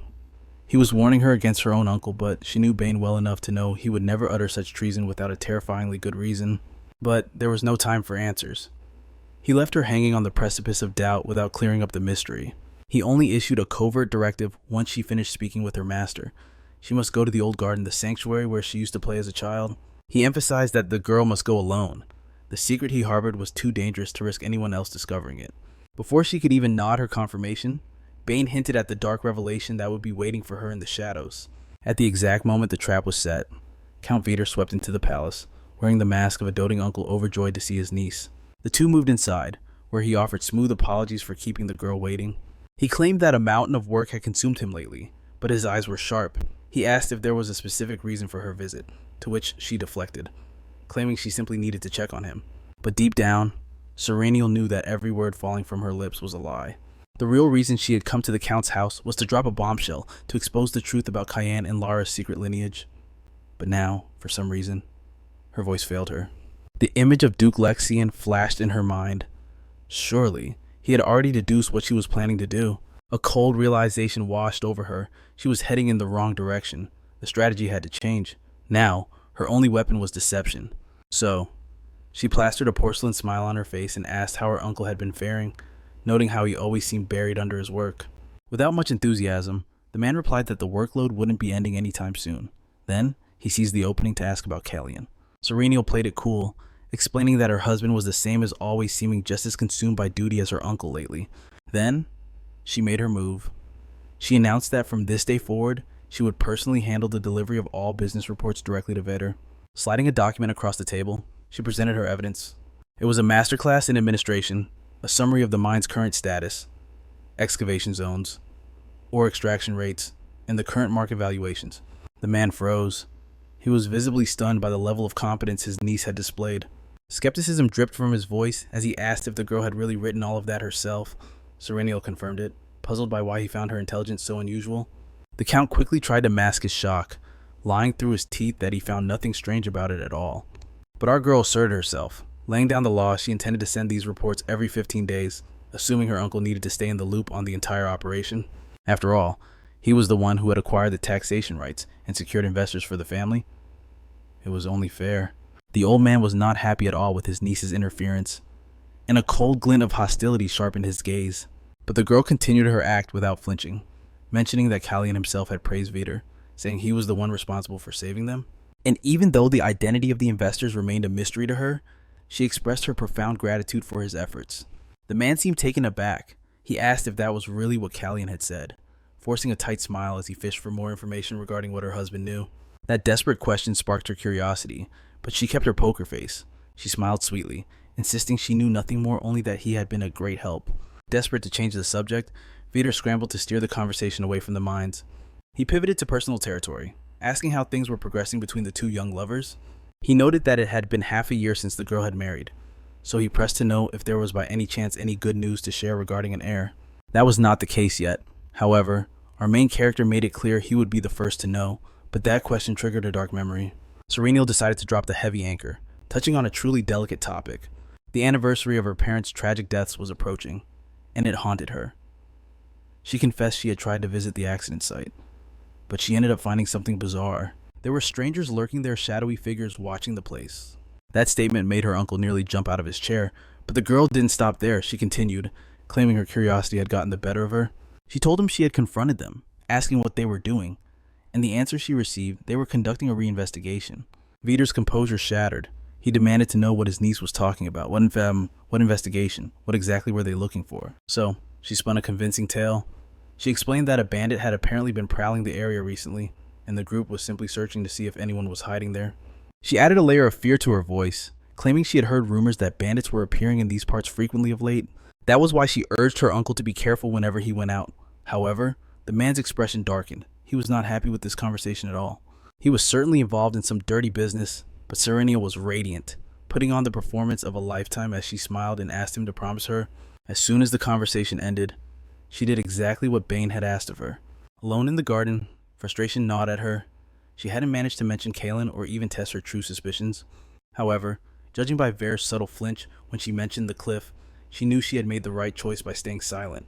And when she had brought up Callian, it seemed as though her uncle was frantically trying to figure out just how much she knew about her own husband. That reaction triggered a dark and intriguing memory. She recalled Lexian asking a chilling question: did she truly believe her parents died in an accident because she might be blind to the full story? If her instincts were sharp, then the mastermind behind all of this tragedy could only be him. But her train of thought was severed when Bane called out to her. He seemed nervous, practically trembling, insisting he needed to speak immediately. She needed to know exactly what had happened here, but the man began to ramble, his voice shaking as he questioned if telling her was the right choice. However, resolve hardened in his eyes. He admitted that he could not risk remaining silent in a situation as grave as this. As someone who had served the Verdelay family for generations, the honor of this house flowed through his veins as well. That was why he finally revealed the truth. Vader's actions had been incredibly suspicious lately. The girl pressed him for answers. The man replied that she surely knew the truth. Unlike the former count, Vader was an enemy of the crown. Ever since he became the head of the family, fear had followed Bane day and night. The terrifying worry that his master was plotting a treasonous intrigue within high society. But now, it was more than just anxiety whispering in his ear. It seemed his worst nightmares were about to become reality. Getting straight to the point, the girl looked him in the eye and asked if he truly knew nothing. The two of them arrived at a small, unassuming building in the garden. Bane gestured forward, asking her to witness the truth with her own eyes. Inside, Sarinel was bursting with questions. The man explained that this was a passage used by servants, but a memory flickered in her mind. She had been here as a child. She asked if this path had always existed. Bane replied that she might not recall, but the mansion hid a secret basement and they were standing at its entrance.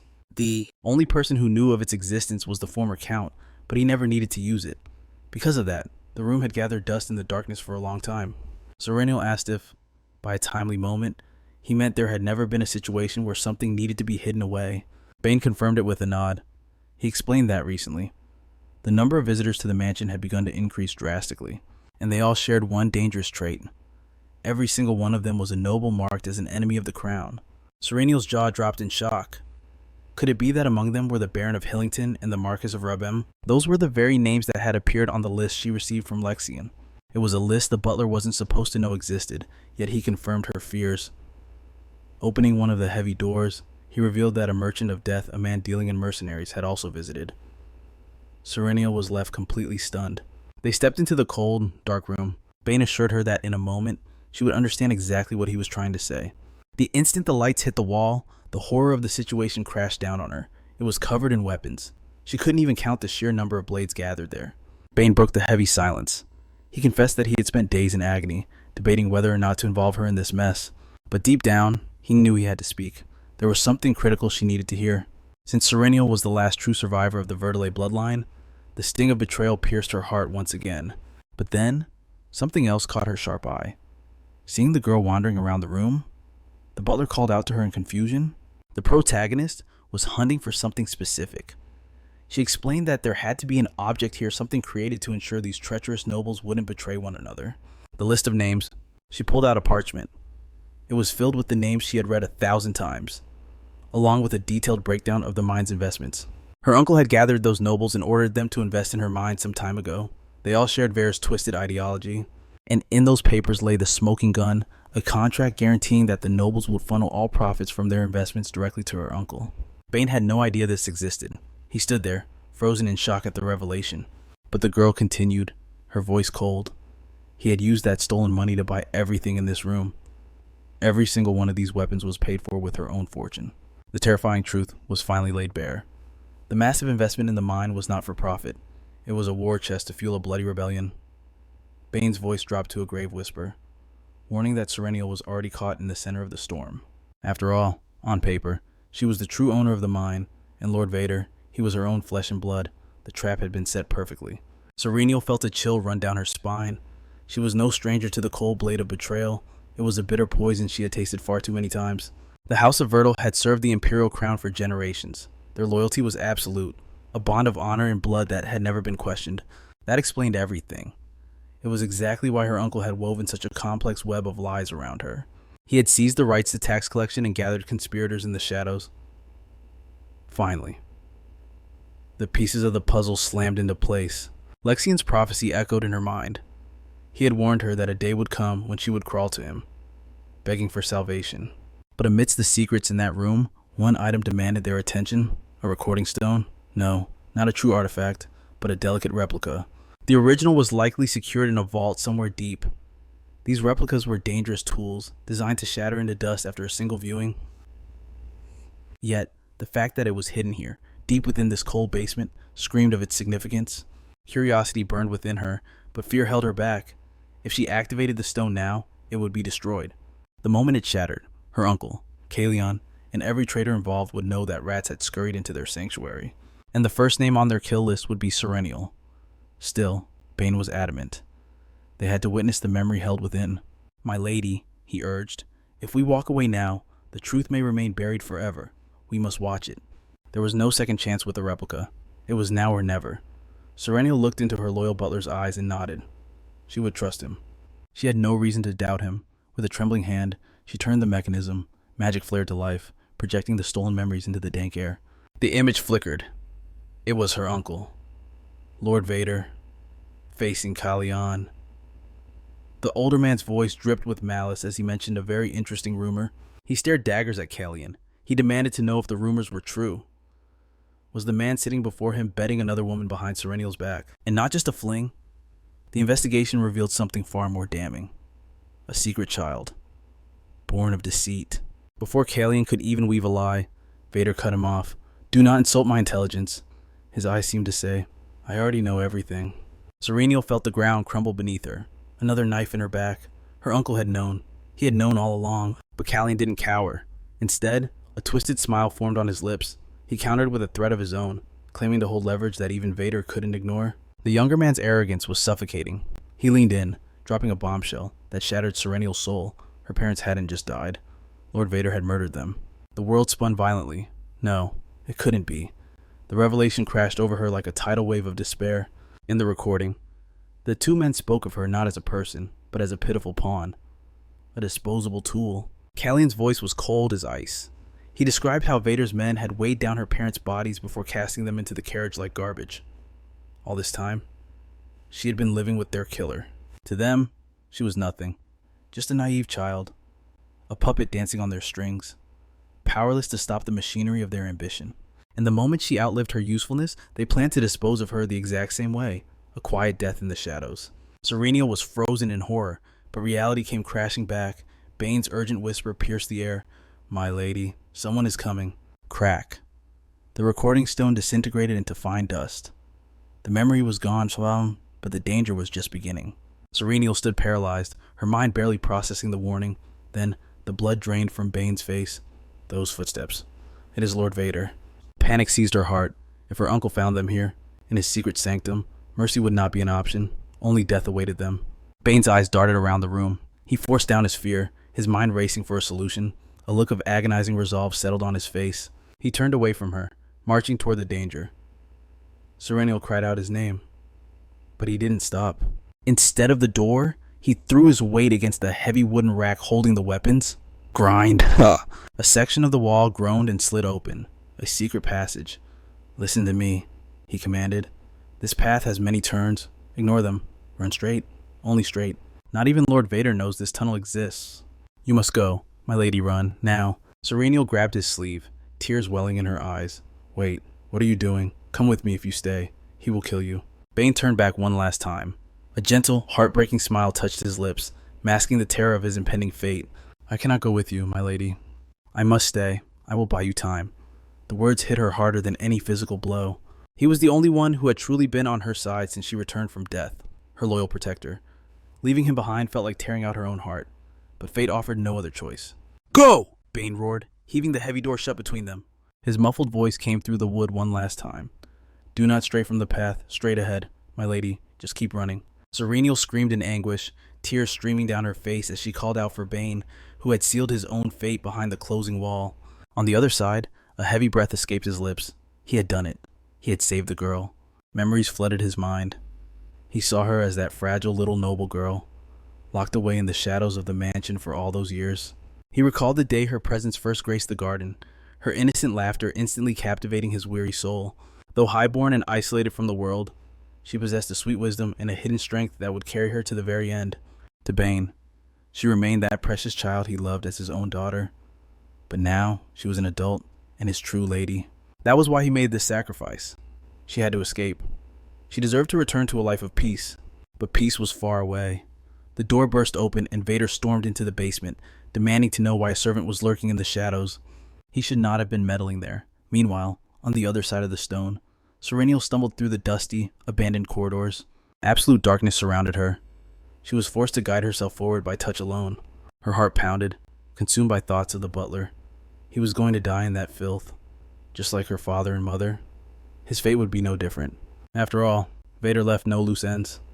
Every trace of his perversity had been wiped clean. The memory she accessed through the crystal sphere burned in her mind.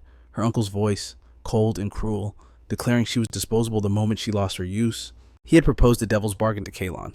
The Count was desperate for funds, so he offered to secure investors. In exchange, his niece's husband would receive a cut of the mine's profits forever. With that mine, Kalon could build a dynasty for himself and his true family. Their greed aligned perfectly, so there was no need for debate. However, there was one sickening condition.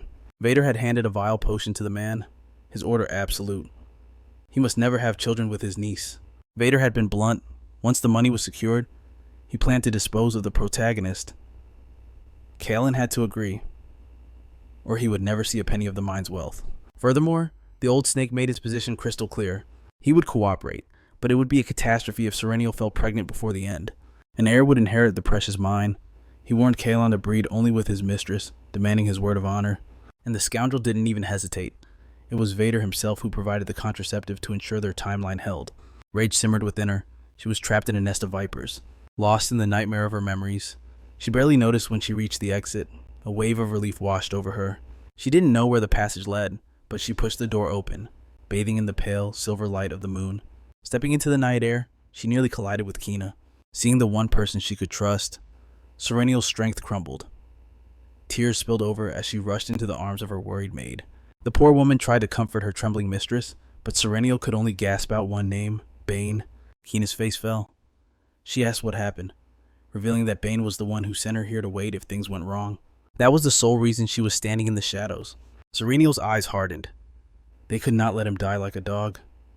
She was ready to save him, but she knew she couldn't do it alone. Now, Lexian's words truly made sense. It was time to cash in that favor, but she wouldn't go to him empty-handed. As he had suggested, she would pay any price, even her own soul. She would not let this injustice stand. The sun began to dip, painting the sky in hues of burning orange.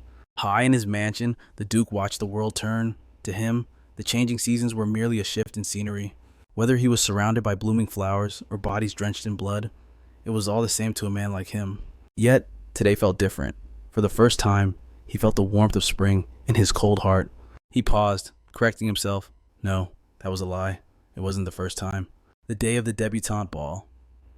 Watching Sarinel's carriage fade into the distance. That was when the spring breeze first touched his soul. It had been an eternity since he felt this strange anxiety, waiting for someone. In fact, he wasn't sure if he had ever felt this way in his entire life. Certainly not after slaughtering his own father and the half-brothers who tormented him. Even after seizing total control of House Rosen Wester, nothing moved him, until now. He was waiting like a lovesick boy. Only one person held such power over him. And there she was, Sarinel, stepping out of the carriage and into his domain. She had always been the sole exception to every cold rule the man lived by. As the heavy doors creaked open, surprise flickered in his eyes. He had not expected the girl to appear on his doorstep so soon, much sooner than even he had calculated. Then came the question he always asked, like a ritual between them. How have your days been, Sarinel Verde? Her deep emerald eyes reflected his imposing figure, but the protagonist had no time for pleasantries. She went straight for the throat. She tried to apologize for the intrusion, for daring to visit without an invitation or warning, but truthfully, he did not care about such trivial things. Cutting through the silence, he simply asked what brought her here. The girl began, her voice steady. You said you would help me, didn't you? Is that offer still standing? It sounded almost too good to be true. The Duke lifted his porcelain cup, taking a slow, deliberate sip of tea. Before setting the cup down, his voice turned sharp. He mentioned hearing that she had visited Count Verde's mansion just the previous day. Judging by the tension radiating from her, something significant must have occurred within those walls. Furthermore, whispers had reached Lexian's ears, rumors that the Count's butler had vanished into thin air the moment she left her uncle's property. That was why he probed gently, asking if that incident was the catalyst for her visit. Despite the shock of his knowledge, she remained composed. After all, Duke Lexian always knew everything. He had forged deep alliances with shadow merchants solely to harvest information. It was obvious he had turned those prying eyes toward her as well. Lexian Rosen Wester was known as a god of war, an unbeatable predator. Though born of an affair, a stain on the lineage, he had slaughtered all his half-brothers to seize absolute control of House Rosen Wester. But a chilling thought suddenly struck her. Beyond the bloody rumors and public titles, Sarinel had no idea who the man standing before her truly was. What drove him? How did his information network reach so deep, and why offer her aid? She felt completely lost in the dark. Above all, the question burned, could she even trust a monster like him? The problem was, Sarinel had no leverage to negotiate an alliance right now. Desperation forced her hand. There was no other path to freedom without this dangerous man by her side. Abandoning all subtlety, the girl looked him in the eye and asked Lexian to marry her. That truly caught him off guard. He anticipated a request for aid, certainly, but he never expected her to gamble everything like this. Needing to verify his own hearing, he asked her to repeat herself. She explained that with her life on the line, she had to escape the Viscount's house forever just to survive. Finally, the pieces clicked into place. He understood exactly what Sarinel was plotting. She didn't want a husband for love. She needed his power to force a divorce from Kalan. Gliding closer to the girl, he pointed out the fatal flaw. Her uncle would never permit it. He and Callan were bound by a dark, mutual interest. Their greed had only deepened since Callan began mining operations. Thanks to Verde securing tax reductions on those heavily taxed mines, the man was swimming in rivers of gold. The girl's demeanor suddenly shifted, her patience snapping like a twig. She declared that her ambition had evolved. It was no longer simply about survival. She vowed to rip that mine from Kellyan's greedy hands, and she would not let Ver, or anyone else, stand in her way. This fire was new to Lexian. The protagonist revealed her true desire to make the two men who betrayed her pay in blood and coin. Of course, she promised to execute her vengeance surgically, ensuring no fallout would touch poor, innocent Lexian. But first, she needed an impenetrable shield. And what better safety existed than becoming a Duchess of the Realm? However, hidden deep within her heart, the girl knew that safety wasn't the only reason she sought Duke Lexian's hand. If his words at the Abyss were true, if he really wanted to help her, if he was willing to trust her, then he would entertain even this frantic request. To the outside world, this looked like nothing more than a cold, calculated business deal. But for her, this was the ultimate test. She had to know just how far Duke Lexian would go for her sake. In return for his protection, she promised the man would receive a prize beyond measure. That piqued his interest. A flicker of surprise crossed his face. So, there was a reward in this for him. The girl was a born strategist. She argued that just as her enemies had bonded over greed, she and Lexian should forge a relationship built on mutual benefit. Finally, she dropped the ace up her sleeve, a secret no one else possessed. The mine held more than just ore. Soon, priceless magical minerals would begin to be extracted from the earth. He surely knew their astronomical value. She vowed to share every coin of profit with him, ensuring he lost absolutely nothing in this gamble. However, his expression turned ice cold. Did she truly think he would agree to such an absurd plan? Just for money? Was that all she thought he was worth? His reaction left Sarinel utterly bewildered. What did he mean? It was a fortune, why would he refuse? But the man leaned in, his eyes darkening as he explained that his interest lay nowhere near that mine. Trying to create distance, the girl stumbled over her own feet, but before she could fall, she was caught by strong, steady arms. The man's touch was unexpectedly gentle. Seizing the moment as their faces hovered inches apart, he whispered a sharp observation. At the very least, she was being honest about her feelings regarding her husband. His gaze pierced through her as he demanded the truth. Why go to such extreme lengths just to sever ties with him? He wasn't wrong. Her sincerity was real. The simple truth was that her heart no longer held a single shred of affection for Callan or Helkar. She steadied herself, her voice trembling but firm. People's hearts change. It was a cruel reality, but that was all there was to it. Furthermore, she wasn't asking for an eternity together, just one single year. That was all the time she needed to finalize her preparations. Once that time was up, she would sign the divorce papers without hesitation and cooperate 100%. With that promise on the table, she looked up at him and pleaded once more for his help. But before the words could leave her lips, he cut her off. His tone shifted, chiding her for not understanding the fundamental laws of a negotiation. In a trade, it matters not what you can offer, but what the buyer actually desires. Turning to face her, he laid out a different proposal entirely. He would agree to her terms. He would aid in her divorce and help handle the situation with her uncle. Whatever she desired afterward, he would secure it. He would even play the villain, the wicked duke who seduced a poor married woman just to preserve her honor among the nobility. However, for such a service, there was a price to be paid. He demanded something from Sarinel that was not up for debate. 2 conditions. First, she had to completely excise that useless man, Callan, from her life. The demand caught her off guard. It sounded less like a stipulation and almost as if he genuinely cared for her well-being. But the second condition changed everything. The marriage they were about to enter would not be temporary. It had to last forever. In other words, she would belong to him and him alone. The carriage ride back was, to put it mildly, suffocatingly tense. As they sat in the confined space, Lexian couldn't help but notice her distress. The atmosphere was heavy with unspoken thoughts. He asked if she was having second thoughts. Perhaps now that the reality of the price had set in, she regretted their mutual agreement, but that wasn't it. Seizing the moment, the Duke circled back to the question she had asked so many times. Why was he helping her? The answer was shockingly simple. It was because she was someone who meant a great deal to him. His words spiraled through Sarinel's mind without landing. It made no sense. She had only met this man once or so, she believed. Still, she decided to gamble. She looked him in the eyes and asked if the cold Duke of Rosen Wester actually held romantic feelings for her. Was he speaking of strategy, or was he confessing something far more intimate? Before he could reply, she raised her walls. She stated clearly that she had no intention of ever trusting another soul again, especially not in matters of the heart. She had learned the hard way through betrayal and pain what the cost of blind, foolish trust truly was. She refused to be a victim again. However, Lexian simply smiled. He didn't remember asking for her trust. After all, trust wasn't something handed over simply because it was requested. It had to be earned. His gaze was deadly serious. Though he didn't say it aloud, he knew with absolute certainty he could make her far happier than that imbecile husband ever could. That was why he needed her to accept him. But he knew that if words alone could change the world, he would have succeeded long ago. So, he simply stated that for the time being, he would grant every single one of the girl's requests. It was an easy task for him. He even suggested a new stipulation for their eternal marriage, a loophole. Just for her. If, after 1 year, she still could not find it in her heart to trust him, then she would be free to do whatever she pleased. Sarinel was stunned. He wasn't just giving her a condition, he was offering her an escape hatch within a marriage that was supposed to bind them forever. To ensure her safety and keep their meeting discreet, he asked her to disembark just before they reached his estate. But he extracted one final promise. From this moment on, he would be her shield. No one would ever dare to hurt the protagonist again. He had already deployed his shadows to watch over her. She no longer needed to look over her shoulder in fear. His only desire was for the girl to live a life of peace, completely void of terror. In any case, she would soon be moving into the Rosen Wester mansion. He would handle every detail, including the preparations for their wedding. When Sarinel tried to argue that he didn't need to go to such lengths, Lexian stood firm.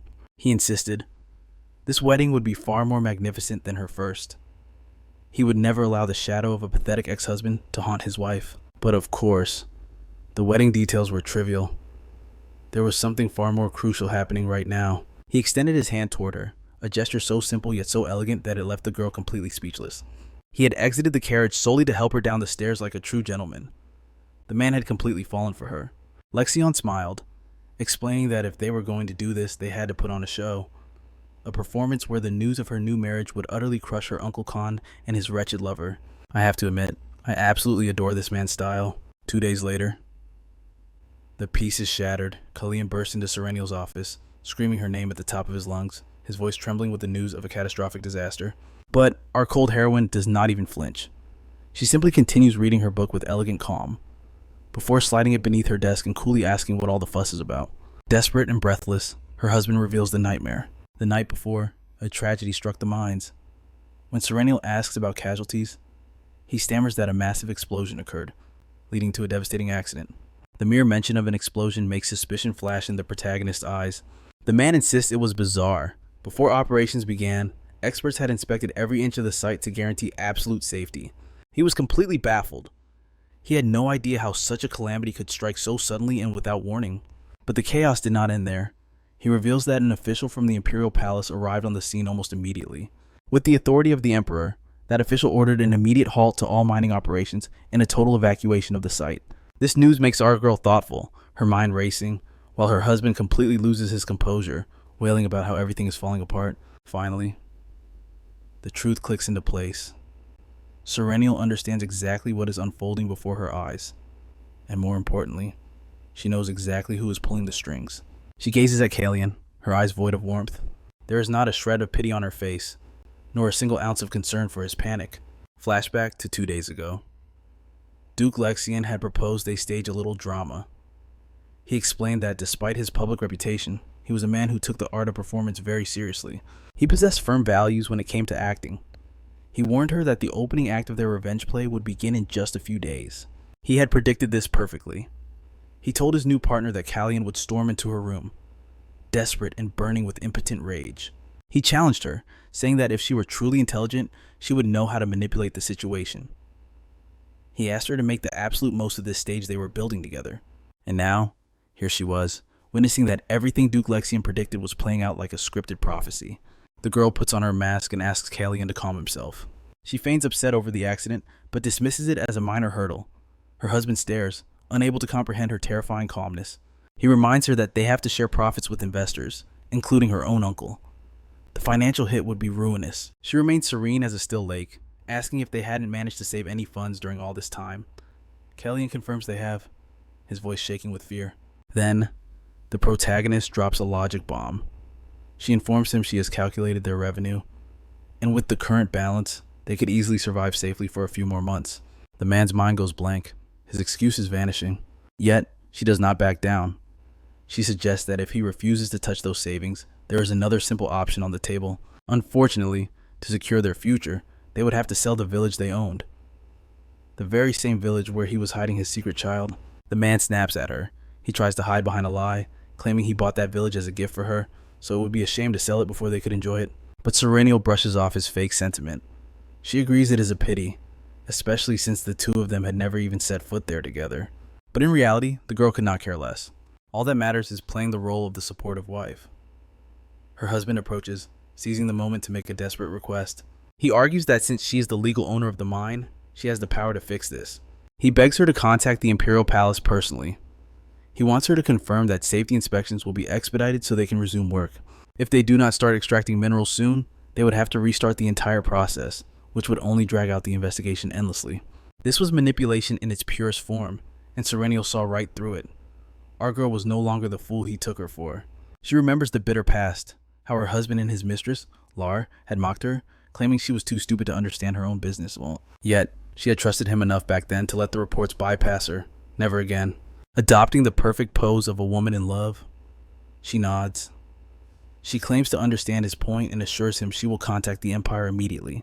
However, she adds a twist. While she admits she knows nothing about mining, she makes one thing crystal clear.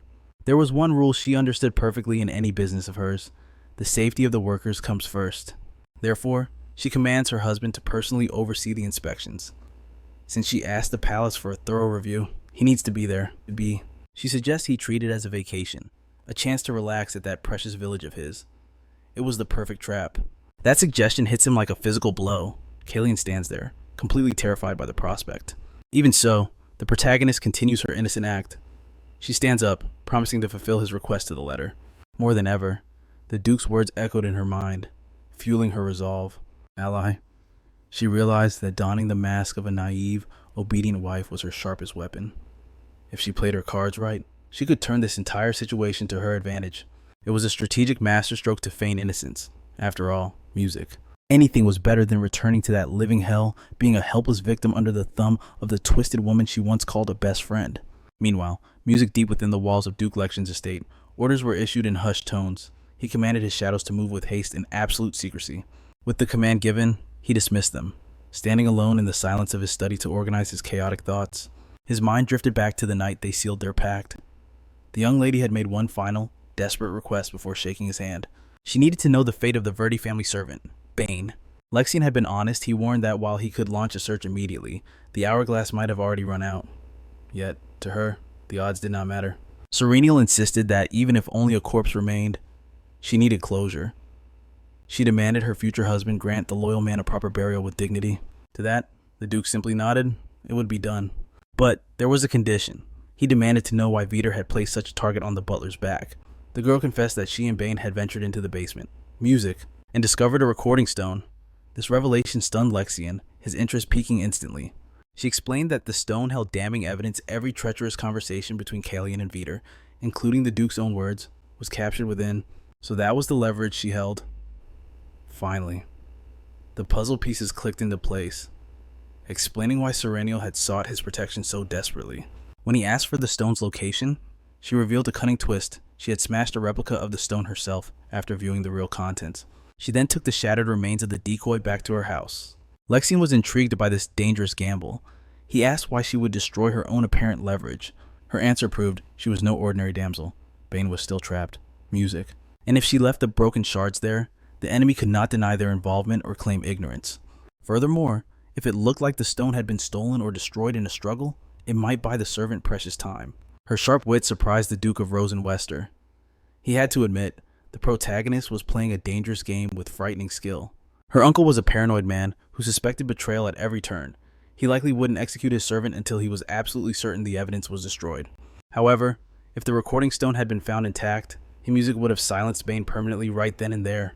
In short, the situation was far more complex than Lexian anticipated. And now, his thoughts revolved solely around the enigmatic Sarinel. Back in the present, the Duke welcomed the merchant Paul to his mansion. He claimed the man's arrival was fate, as there was a delicate matter that only a master merchant could resolve. He didn't want goods or jewels. He demanded a new carriage, one that was massive and excessively comfortable, so Paul was baffled. Why the sudden need for such luxury? With a cryptic expression, the Duke explained that he could no longer endure the torment of his current transport. The memory of Sarinel burned in his mind specifically. How their knees had brushed against each other during the entire previous journey. She had looked so fragile then, trembling like a frightened kitten. It was a distraction he couldn't afford. Meanwhile, chaos reigned in the village. Larre was shrieking like a banshee, demanding to know what nonsense her lover had just spouted. She refused to believe it. Kellyanne stammered apologies, but the woman's screams only grew louder, demanding details of his failure. He pleaded that his hands were tied. His official wife had outmaneuvered him. He never expected Sarinel to show up with such boldness, but Larre pointed a trembling finger of accusation, warning him that he had to stop Sarinel from winning. Even if they fled, where would they go? Panic rising, he tried to massage the tension from his lover's shoulders, begging her to lower her voice before she woke their child. But the woman with the blood-red hair was a blazing inferno of rage inside. Her patience had turned to ash. She bitterly regretted not slitting Sarinel's throat when she had the chance. Her eyes burned with pure, unadulterated hatred. That spoiled brat always played the same game. She would wear that innocent, stupid expression, spout naive nonsense, and somehow manage to ruin everything Larre had worked for. It was driving her insane. Kellyanne, however, was genuinely terrified of waking Benny. He frantically explained he had found a safe house near the city where she and the child could hide. He swore on his life he would visit every single day, pleading with them to just endure the night and leave at dawn. But his words were fuel to the fire. Larre was not calmed. She spun around, a dark shadow casting over her face. She asked the question that cut deep: did this mean he would stay in the mansion, living under the same roof as Sarinel while abandoning her and Benny? A twisted, psychopathic smile curled on the woman's lips as she whispered, mocking that the unloved wife must be overjoyed to finally share a home with her beloved husband. Desperate to soothe the unhinged woman, Callan lied through his teeth, swearing she shouldn't worry because she was the only one who held his heart. Her aura turns deadly cold. Music. Her hand tightens around her lover's throat, a silent command for absolute obedience. He had never witnessed such darkness in her eyes. She warns him with chilling precision if a single whisper of their affair escapes. She would show no mercy. By the time the sun rose the next morning, a carriage was already waiting outside the protagonist's estate. Both she and Kina stood in awe of the magnificent vehicle. It was a beast of luxury and wealth. But the maid couldn't help but wonder who sent such an extravagant gift. Realization dawned on Sarinel. It all traced back to that moment she was forced to share a carriage with the Duke. Lexian had teased her then, asking if the space was too cramped. He had jokingly promised to buy a grander one if they were truly to be wed. A knowing, discreet smile touched the corner of our heroine's lips. Without revealing her secrets, she tells Kina the truth will surface soon enough and orders her to board the carriage. She had received a letter. Though he knew she was busy, he invited her to inspect his estate, claiming he valued her opinion on his recent renovations. But beneath the surface of the invitation, there was something specific he needed to show Sarinel. Upon arriving at the imposing Rosen Wester mansion, the maid shivered. She nervously asked what business they could possibly have in such a place. When her mistress revealed that Duke Rosen Wester was their ally, the maid was floored. Yet, Sarinel explained with grave seriousness that trust was a luxury she could not afford elsewhere. However, the maid could not shake her fear, bringing up the terrifying rumors that surrounded Lexian's name in the kingdom. As fate would have it, The wolf was already at the door. He appeared from nowhere, his voice smooth as he asked Kina to describe exactly what kind of monster she thought he was. Or perhaps her mistress would like to answer for her. The comment struck like lightning, making Kina instantly regret her loose tongue. She stammered, choking on her own words, desperately trying to explain that no offense was intended. Stepping in to shield the trembling girl, Sarinel apologizes. She explains that Kina is a loyal maid who has served her for years, and her fear stems only from worry. Begging for his forgiveness, the maid bows her head in submission, echoing the apology and swearing she meant no disrespect. The tension in the air was thick enough to choke on. The Duke lets out a low chuckle, assuring them he has no intention of claiming Kina's head today. He dismisses the tension and invites the ladies inside. He adds a dark piece of wisdom: her inability to trust others was not a flaw. In fact, that paranoia might just save her from the traps ahead. In silence, they drift through the endless, towering corridors of the mansion. During Sarinel's last visit, her mind had been clouded with chaos. She hadn't realized just how suffocating and gloomy Lexian's home truly was. Before she can voice her thoughts, the Duke cuts in. He explains that the silence exists because no one else lives here anymore. Those who didn't flee are already dead. A grim reality that shouldn't come as a surprise. Should it? After all, when an illegitimate son seizes the throne of a noble house, blood is the price of power. Yet, hearing him discuss such cruelty so casually sent shivers down her spine. Perhaps this ruthless indifference was simply his natural talent, music. Regardless, her focus remained on their destination. They had ventured deep into the bowels of the estate, and Sarinel wondered what secret required such extreme concealment. Finally, they stopped. The atmosphere grew heavy. Before unlocking the door, Lexian mentions casually that he had planted spies everywhere, including the Verdale estate, and through them, he had orchestrated a daring escape for Bane. Sarinel's breath hitches, tears welling in her eyes as the realization hits. He's alive. Lexian admits it was a close call. The man was at death's door when they found him, but his heart still beats. The sight before them was heartbreaking. The butler was in terrible shape. Bandages covered his broken body as he lay still in the bed. The girl collapses into tears, apologizing for leaving him behind, for failing him. Kina stands frozen in shock. While Bane looks confused, Lexian had told him that Sarinel was the one who orchestrated his rescue. In the Duke's narrative, he owes his life entirely to the protagonist's kindness. Without her, he would be a corpse. For that reason, the loyal butler begged her to dry her tears. He turns his gratitude toward the Duke, but Lexian waves it off. He claims this act of mercy was purely transactional, something that would benefit him in the end. He explains that he is in desperate need of a head butler, and Bane's reputation for serving his wife is legendary. Surely, he is the only one capable of helping her adapt to her new home. The revelation hits the servants like a physical blow. Kina stammers in confusion. Wife. What did he mean by wife? Could the rumors be true? With a flushed awkwardness, the protagonist confirms the Duke's claim, though Kina's mind is still spinning. For music Lexian, the logic was flawless. Sarinel would take his name, and by law, become his duchess. Music. And naturally, her loyal butler and maid would follow to serve the new mistress of the house. The young noblewoman stood firm, reaffirming her stance. She reminded them both that the crystal sphere had revealed the undeniable, ugly truth. That betrayal had sealed their fate. She vowed to reclaim every single thing that was hers by right: the Verdale estate, the mines, absolutely everything.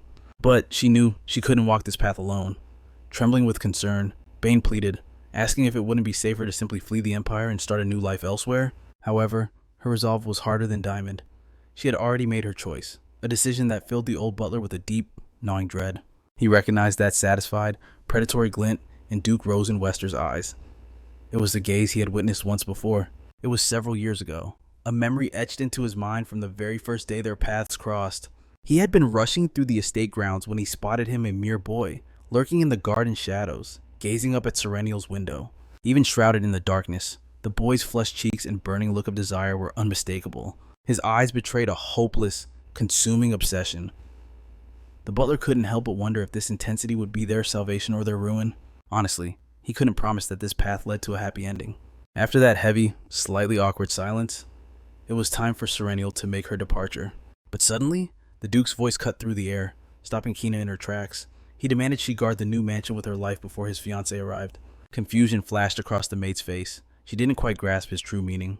Lexian clarified immediately he needed that sharp, lethal suspicion she had shown him earlier. It was a duty Kina would accept in a heartbeat. The Duke knew his future bride would only be safe if her shadow remained vigilant, especially during these treacherous times. Sarinel interjected with a soft smile, assuring him there was no need for concern. She would never find another maid as meticulous as Kina. Before turning to leave, She faced Duke Rosen Wester. She thanked him sincerely for saving Bane and for cherishing her well-being. It was the first time anyone had offered him genuine gratitude. Lexian felt something shift within him. He couldn't let this moment fade. But the girl simply insisted she was truly flattered, her eyes shimmering with unfeigned appreciation. In that instant, the air around them softened, painting the picture of a truly enamored couple. Lexian found himself drowning in the depths of Sarinel's beauty. A small smile tugged at his lips as he asked for her verdict on his recent schemes, though, being brutally honest, she confessed she hadn't expected such rapid results, a stark contrast to her current useless husband. With a dark expression, the Duke revealed a chilling thought: he had actually considered detonating the mine, while Kaelin was still trapped inside. The brutality shocked both women, though he admitted it would have been a rather anticlimactic end. Laughing it off, Sarinel noted that he had actually requested to accelerate the Imperial inspection of the mine. He was truly shameless. However, she played the innocent card, claiming she knew little of business, only that safety must be paramount. That was precisely why she insisted on demanding an inspection of the highest rigor. She wanted no stone left unturned. Lau's eyes widened as the realization hit him. She wasn't innocent at all. He promised to order a mercilessly meticulous inspection, a favor she requested with all her dazzling charm. Memories washed over him the times he had watched her from afar, playing the part of a loving wife to another. Seeing Sarinel smile at someone else used to burn him with jealousy. But that was the past. Now, those shining emerald eyes were locked solely on him. That radiant smile and gentle warmth belonged to Lau alone. He almost stepped closer to embrace her, but froze. Suddenly changing the subject, he revealed that Kellen had purchased a new property nearby. It was uncomfortably close to their estate, signaling his intent to move his mistress, Lorraine, and his illegitimate son right next door. With that in mind, he suggested sending Kina out for any necessary errands instead of going herself. He wanted to spare Sarinel the pain of running into that twisted happy family while she was here. The next morning, despite the Duke's warning, Sarinel felt no desire to hide from the traitors. She had already faced them once. Her heart was now numb to their existence. Kina, curious, asked where their destination lay. Sarinel replied that she had business in the market district, but issued a quick clarification. She wouldn't be visiting the Duke's estate today, so there was no need for anxiety. They praised the splendid weather as they strolled through the city center, until the maid broke the silence with a confession. She spoke of Duke Rosen Wester, admitting he wasn't the villain she thought he was. This admission took her mistress completely by surprise. The maid explained that the terrifying rumors had initially made her fear for her sanity, but instead of anger, the man had praised her suspicion, calling it a shield for Sarinel. That validation had warmed her heart. Moreover, he was the one who had saved Bane from certain death. Bane revealed the harrowing truth to the maid, even with death breathing down his neck. He had feigned ignorance, protecting the secrets buried in that basement. The Count's henchmen were merciless, beating him until his life hung by a mere thread. After darkness claimed his consciousness, someone extracted his broken body from the dungeon. Beyond that, his memory was a blank slate. Sarinel realized the truth instantly. Only a shadow planted by the Duke could execute such a rescue. Yet this move risked compromising Lexian's position. With Bane now vanished into thin air, her uncle's gaze would undoubtedly turn toward the Duke with deadly suspicion. As mistress and maid continued their stroll, the heavy atmosphere remained. The maid couldn't hide her anxiety regarding the looming marriage between Sarinel and the Duke. But Sarinel cut her off with a sharp reassurance. To her, this was merely a contract, a cold transaction, and nothing more. She didn't believe her own words for a second. Yet, she fought to convince her heart that the spark between her and Lexian was purely business. Arriving at the bank, she shifted gears, accepting a crucial report from the staff. As her eyes scanned the documents, a question formed. She needed to know if their vault also secured personal treasures. Her target was clear. She had to uncover exactly where Callian was stashing the illicit profits from the mine. She was certain the gold lay within these walls. Her husband might be useless, but he wasn't foolish enough to use his own name. No, he would have used Lars. The bank manager confirmed her suspicion but hesitated, citing strict imperial regulations. To access the vault, the owner was required to provide a precise description of the stored item. That single detail was enough. Sarinel deduced that her cunning uncle would never have risked storing the real crystal sphere in such a place. With that lead cold, they moved to the next target. Sarinel greeted the shop owner, offering gratitude for his analysis of the tea flowers she sent long ago. She hadn't come just to chat. She offered a hefty reward and demanded a detailed breakdown of the drink's toxic ingredients. Furthermore, she reclaimed the small box containing the petals. Dazzled by the payment, the merchant accepted her terms without a single question. Such was the absolute power of wealth. Anxious, Kina asked when her mistress planned to drag those traitors to the authorities, but Sarinel remained silent on a date. She simply stated that she would strike when the stars aligned. Right now, the fruit was not yet ripe for the picking. If she ran to the Imperial Police now about her husband and best friend's betrayal, the victory would be incomplete. True, they would face charges for a grave crime. But Sarinel desired more than simple justice. Plus, who knew how long a bureaucratic investigation would drag on? Worse, knowing Lorraine, that Viper had likely already prepared a scapegoat to dodge the accusations. Behind that innocent facade, Lorraine was no fool. She was a master manipulator. Sarinel would wait for the perfect moment when their lies would crumble, and no excuse could save them. That would be her checkmate. Even as time flowed on, the embers of rage within the maid refused to die down. She couldn't fathom how Lare possessed the audacity to attempt poisoning Sarinel.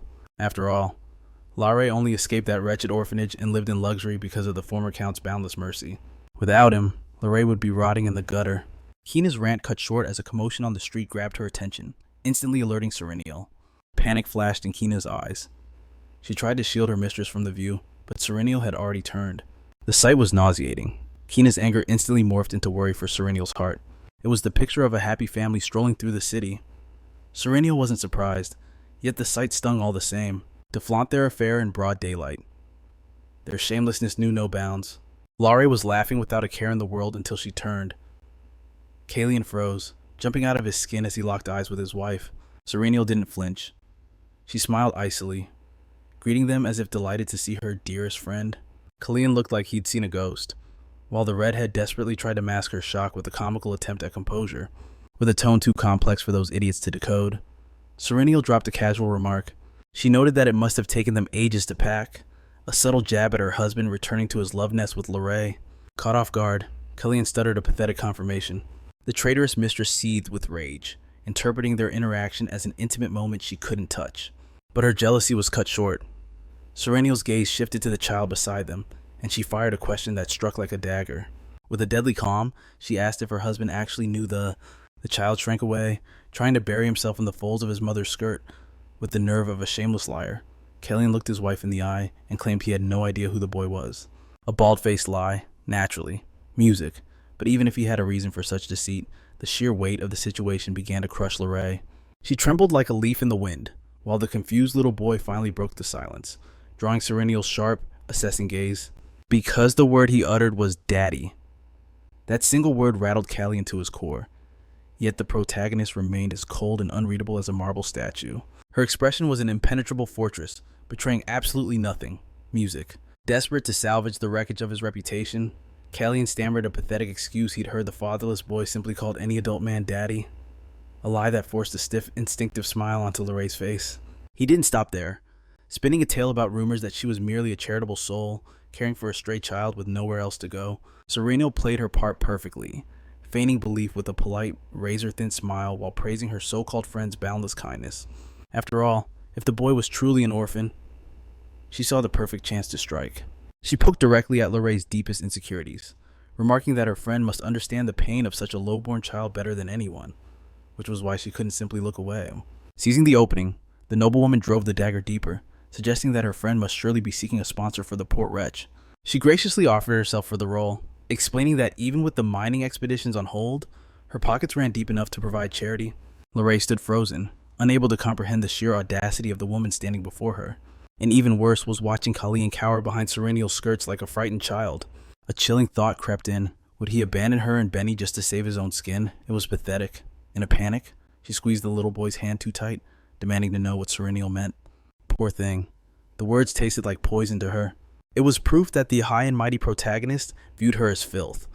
But she refused to let her son be looked down upon, not over her dead body. Forcing a strained smile, Lorraine hissed that there was absolutely no need for such charity, sensing his mistress was on the verge of a mental collapse. Kalian finally intervened, barking at his official wife to return home immediately. He conjured a sudden, urgent matter that required his attention. Desperate to escape the scene, he grabbed her arm, yanking her with such aggression that she cried out in pain until a commanding voice cut through the chaos. "Good to see you here." A voice that commanded instant respect. The Grand Duke of Rosen Wester had arrived to greet Kalian Helkar. The air turned suffocatingly heavy as the Duke stepped between them, halting the violence being inflicted upon his future wife. With a swift motion, he slapped the coward's filthy hands away from Sarinel. He offered a polite apology, but his eyes were cold as he claimed he had business with the lady. The adulterous pair froze, terror dawning on them as they wondered just how long the predator had been stalking his prey.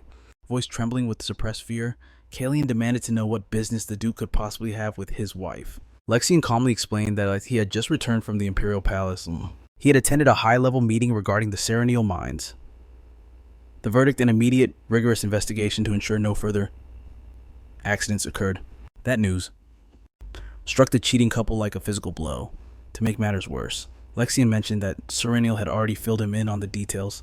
The inspection would be thorough and lengthy, for after all, safety must be the absolute priority. With a challenging glare, he asked if Kalian agreed, and under that crushing pressure, the coward had no choice but to nod. Lexian then delivered the killing blow depending on the findings. The tax exemption Kalian cherished so dearly would be revoked instantly if any safety violations were found. Furthermore, the palace demanded a comprehensive history of all extracted minerals and every single financial transaction associated with the mine. But it seems Sarinel, always 10 steps ahead, had already prepared the documents. The fact that he addressed her directly, ignoring her husband, surprised her while Kalian stood by, trembling with intimidation. Music. Desperate to hide his embezzlement, Kalian interrupted, insisting he would deliver the reports himself since he was the sole manager of the operation. Lexian simply smiled, a terrifying expression that froze the blood in his rival's veins. That won't be necessary. He reminded everyone of a simple fact: the true owner of the mine was Sarinel Verde. Music. The mention of her maiden name sent shockwaves through the air, but Sarinel remained calm, accepting her rightful place.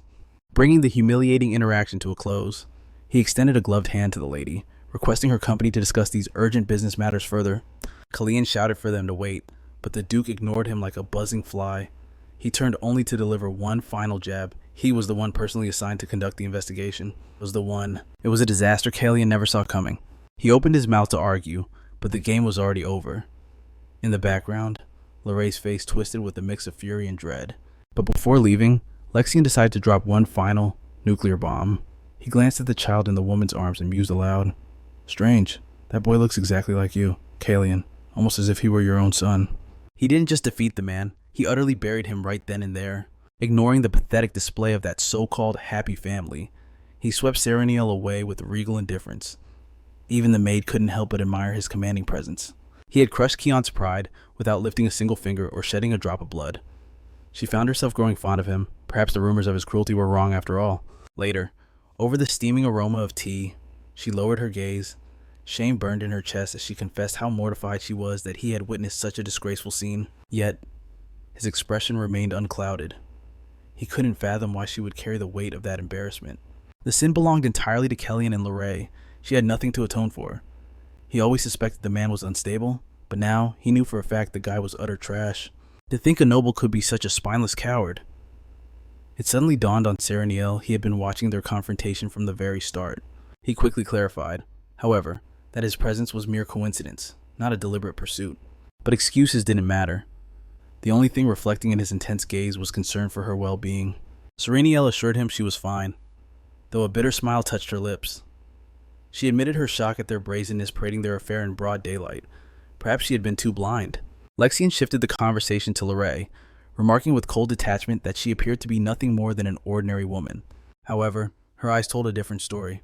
The way she glared at Sarinel reminded him of a bloody battlefield, a gaze dripping with pure, murderous intent. She sighed, suggesting it might stem from their gap in status. Lorraine had harbored a deep-seated inferiority complex toward her since they were mere children. Despite that invisible wall, Sarinel had always opened her heart, making one thing crystal clear. She had considered Lara a true sister, but today's events shattered that illusion, forcing her to realize her trust had been misplaced all along. Back on the street, she had lashed out with words meant to wound, yet defending herself left only a bittersweet taste of regret on her tongue. Lexian, however, couldn't comprehend her guilt. It was Lara who had drawn the first blood, after all. Sarinel had simply returned the favor. In his eyes, she had given the traitor exactly what she deserved. He went a step further, insisting that staying silent in the face of such disrespect would have been the true act of naivety. Then, aiming to lighten the heavy atmosphere, he dropped a surprising comment that wretch Brad had actually done them a massive favor. Soon, the rumors will begin to spread, he mused. The girl blinked in confusion. Rumors. What was he plotting? Lexian leaned in, his voice dropping to a velvety whisper against her ear. He spoke of scandalous whispers, gossip so juicy that no noble could resist spreading it. Those two fools had handed them a golden opportunity on a silver platter. It would be rude not to exploit it to the fullest. Sarinel felt a flush of awkward heat at his proximity. But before she could react, the Duke smoothly shifted the topic. He asked about her plans for the coming week. She explained that with the mine operations halted, she would likely remain at her estate, dealing with Kellyan. A slight shake of his head. That wasn't what he was asking. He specifically meant her birthday. The question stung. Before this nightmare began, she had planned a simple dinner and cake with Kalon and Lorray, just the three of them. But those days were dead and gone. Spending her special day with traitors, she had zero desire to be poisoned at her own birthday feast. Lexian gazed at her silently before making a bold declaration. She wouldn't hide. She would host a grand banquet, inviting every noble she knew, including that despicable snake, Lorray. The suggestion left her completely baffled. It seemed the Duke had a habit of concocting enigmatic schemes. He remained firm, instructing her to send invitations to absolutely everyone she had ever encountered. There was just one glaring problem: she didn't personally know any high-ranking nobles. It matters not, the Duke assured her with absolute confidence. They would crawl over broken glass to attend. Everyone in the Empire would be there, without a doubt. He promised that the social elite would do the impossible just to grace her party. She could bank on it. Sarinel frowned, unable to comprehend the source of his arrogance, but a more pressing question lingered. How did he know she had never once mentioned her birthday in their conversations? Lexian paused, a thoughtful expression crossing his face. Then, a crooked, charming smile curled his lips as he revealed that he knew far more about her than she realized. And the day of her birth, that was merely the tip of the iceberg. 2 days later, exactly as Duke Rosen Wester predicted, a sensational rumor set the Empire ablaze. It captured everyone's attention, especially Sarinel's uncle, whose thoughts were consumed by one fact: Kalon was a monumental idiot. His fury was so overwhelming that the wine glass shattered in his grip. Crimson liquid stained the letter like blood as he stared at the words in disbelief. The letter was from Sarinel. She calmly reported a mine explosion and the need for a lengthy, meticulous safety inspection. Yet, dripping with thinly veiled cynicism, she asked him not to worry. She was sure operations would resume safely. Eventually. However, there was one final, devastating detail she could not leave unsaid. She informed him that she had meticulously reviewed the documents received from her husband and recalculated the total revenue. She commented that she was aware Vider's share was a fixed percentage of the profits, yet she feigned ignorance regarding the exact amount he was owed. Therefore, she respectfully asked him to wait a little longer for this month's payment, requesting he confirm exactly how much she should transfer. And as a final calculated move, she attached the full revenue history, complete with dates for his reference. The Count crushed the paper in his trembling fist, rage boiling over. He could not believe that bastard Kalyan had left him completely exposed. The numbers his niece had sent were a stark contrast to the fraudulent figures Kalyan had handed him previously. His mind flashed back to their last meeting, remembering the moment he delivered the profit share in cold, hard cash. After all, it was Sarinel's uncle who had secured every single investor for the mine and obtained the tax incentives. In exchange, he was entitled to 40% of all profit the mine generated. Yet, based on the truth his niece revealed, he was receiving far, far less. It wasn't that he didn't expect that idiot to try a stunt like this, but the sheer audacity still fueled his outrage. On top of the fraud, he desperately needed to understand how that mine explosion had occurred out of thin air. To make matters worse, the man leading that damned inspection was none other than the terrifying Lexian Rosen Wester. If he was involved, the Emperor must have surely noticed the irregularities festering there. And amidst this crisis, that moron Kalyan was wandering around, drowning in scandals at the most critical moment. Speaking of the devil, back at the mansion, the man was a nervous wreck, nearly chewing his fingers off in anxiety. He pounded on his wife's door, claiming they needed to speak urgently. His insistence turned to pathetic begging, which was shocking since politeness had never been his strong suit. When she finally granted him entry, he nearly wept with relief. He swung the door open to find Sarinel sitting there, her expression grave and unyielding as she asked what happened. But the man went straight to the point, acknowledging she must have heard the rumors. He demanded to know why she hadn't come to him first. He claimed he only chose to sleep in separate rooms after the scandal exploded. All he wanted was a single chance to explain himself. But to the girl, his words were empty wind. Kneeling before her, the man begged, swearing on his life that those rumors were utter nonsense. He pleaded that she, of all people, knew him better than anyone else in the world. He was Kalyan Helkar, her first and only husband, the boy who had eyes only for her since they were mere children. However, the protagonist was no longer swayed by cheap sentiment. He continued his humiliation, claiming he had always stood by her in desperate times, so betrayal was impossible. It was truly absurd. Kalyan confessed he didn't know the source of the rumors. He simply begged her to give a vote of confidence to the man she knew so well, but the reality was far more twisted. The problem was that the man she thought she knew had never existed in the first place. She wouldn't voice that thought to the disgusting idiot kneeling like a criminal before her, which was exactly what he was. When Sarinel finally spoke Kellyan's name, it tasted like bile. Still, she asked the question, "Do you love me?" He stammered, asking what she meant, but the girl stood firm like a statue and repeated the question. She needed to hear if his love was genuine. Finally, he answered yes, he had always loved her, and nothing had changed. And rubbing his face against the protagonist's delicate hands like a repentant dog, he confessed that he always felt unworthy of her. That was why he worked so hard to gain her uncle's approval. He took the opportunity to apologize, admitting he had neglected her, but only under the excuse of striving to be a worthy provider. But in the end, he had only hurt her. Truly, that performance deserved an Oscar. All the girl replied was that she felt incredibly tired. If he had just stopped lying, if he had told the truth and genuinely begged for forgiveness, perhaps her hatred would burn a little less intensely. But it was far too late. She stood up, declaring that she needed to sleep. Perhaps she had only let him in to witness his lies one last time, to steal her resolve.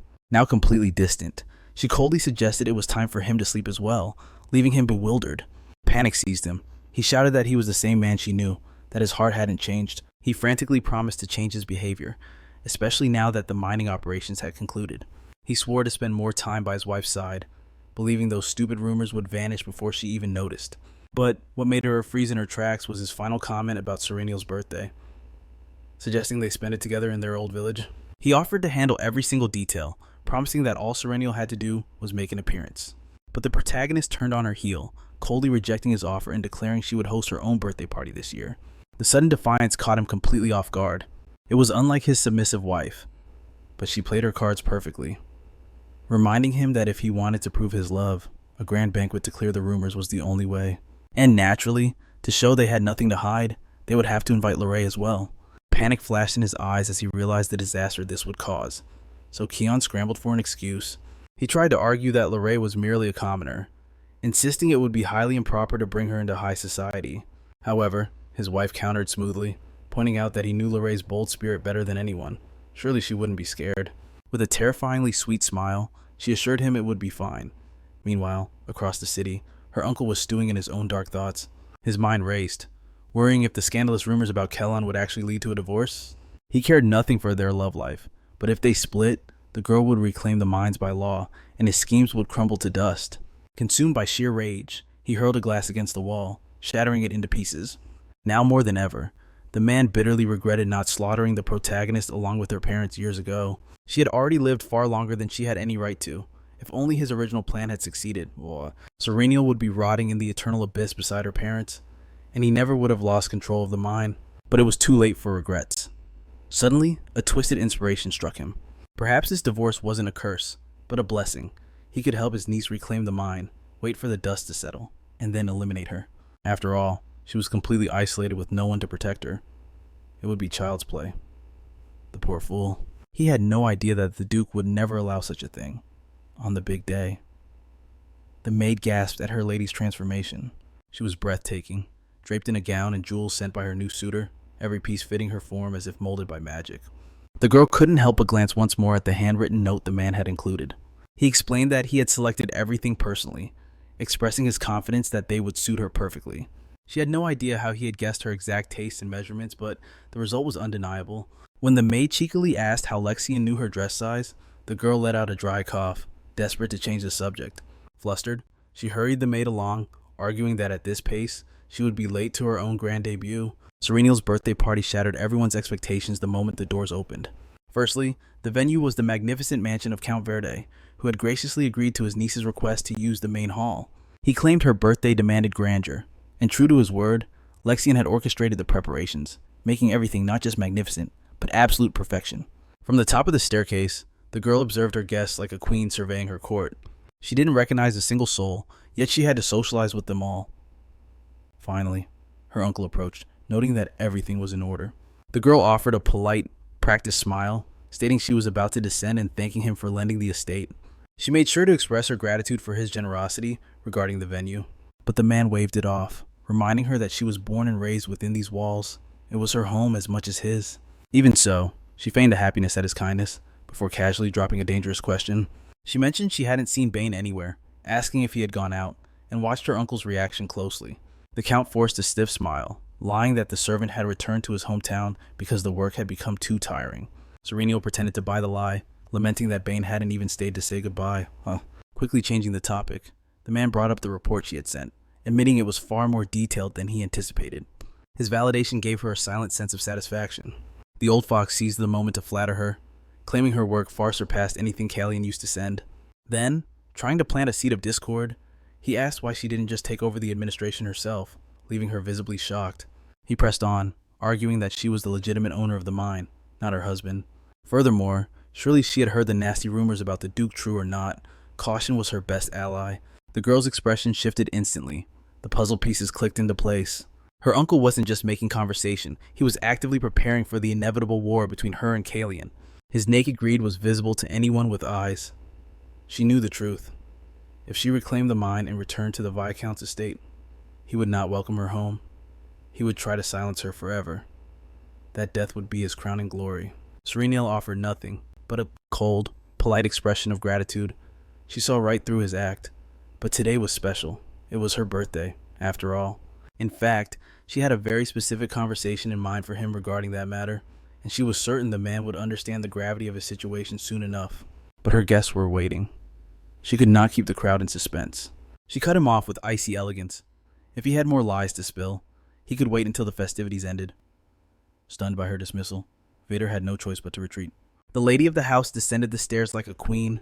A dazzling smile graced her lips as she greeted the crowd, thanking them for gracing her with their presence. Despite the busy schedules of the high nobility, they had come to celebrate her. She wished them a night of pleasure. She crossed paths with the Marchioness, thanking her personally for attending. The noblewoman responded with warmth, claiming the honor was entirely hers to be invited to such a grand affair. Yet, as she moved through the sea of strangers, the whispers reached her ears. They marveled that she looked more radiant than expected. But the shadows hid questions. Did she know? Was she aware of her husband's dirty little secret? One sharp voice cut through the noise. Surely, she knew everything. Music. She was just putting on a brave face. A performance of strength to save her pride. Why else would she throw such a lavish gala now, of all times? The noblewoman spoke as if she were Sarinel's closest confidant. She claimed the hostess was desperately projecting an image of unbothered perfection. What a pity. Another viper hissed in agreement. A disgraced wife should have hidden in the shadows when the rumors broke, not stepped into the light. Finally, Kallian arrived. He was late, and panic was written all over his face. He approached his wife nervously while the onlookers whispered among themselves.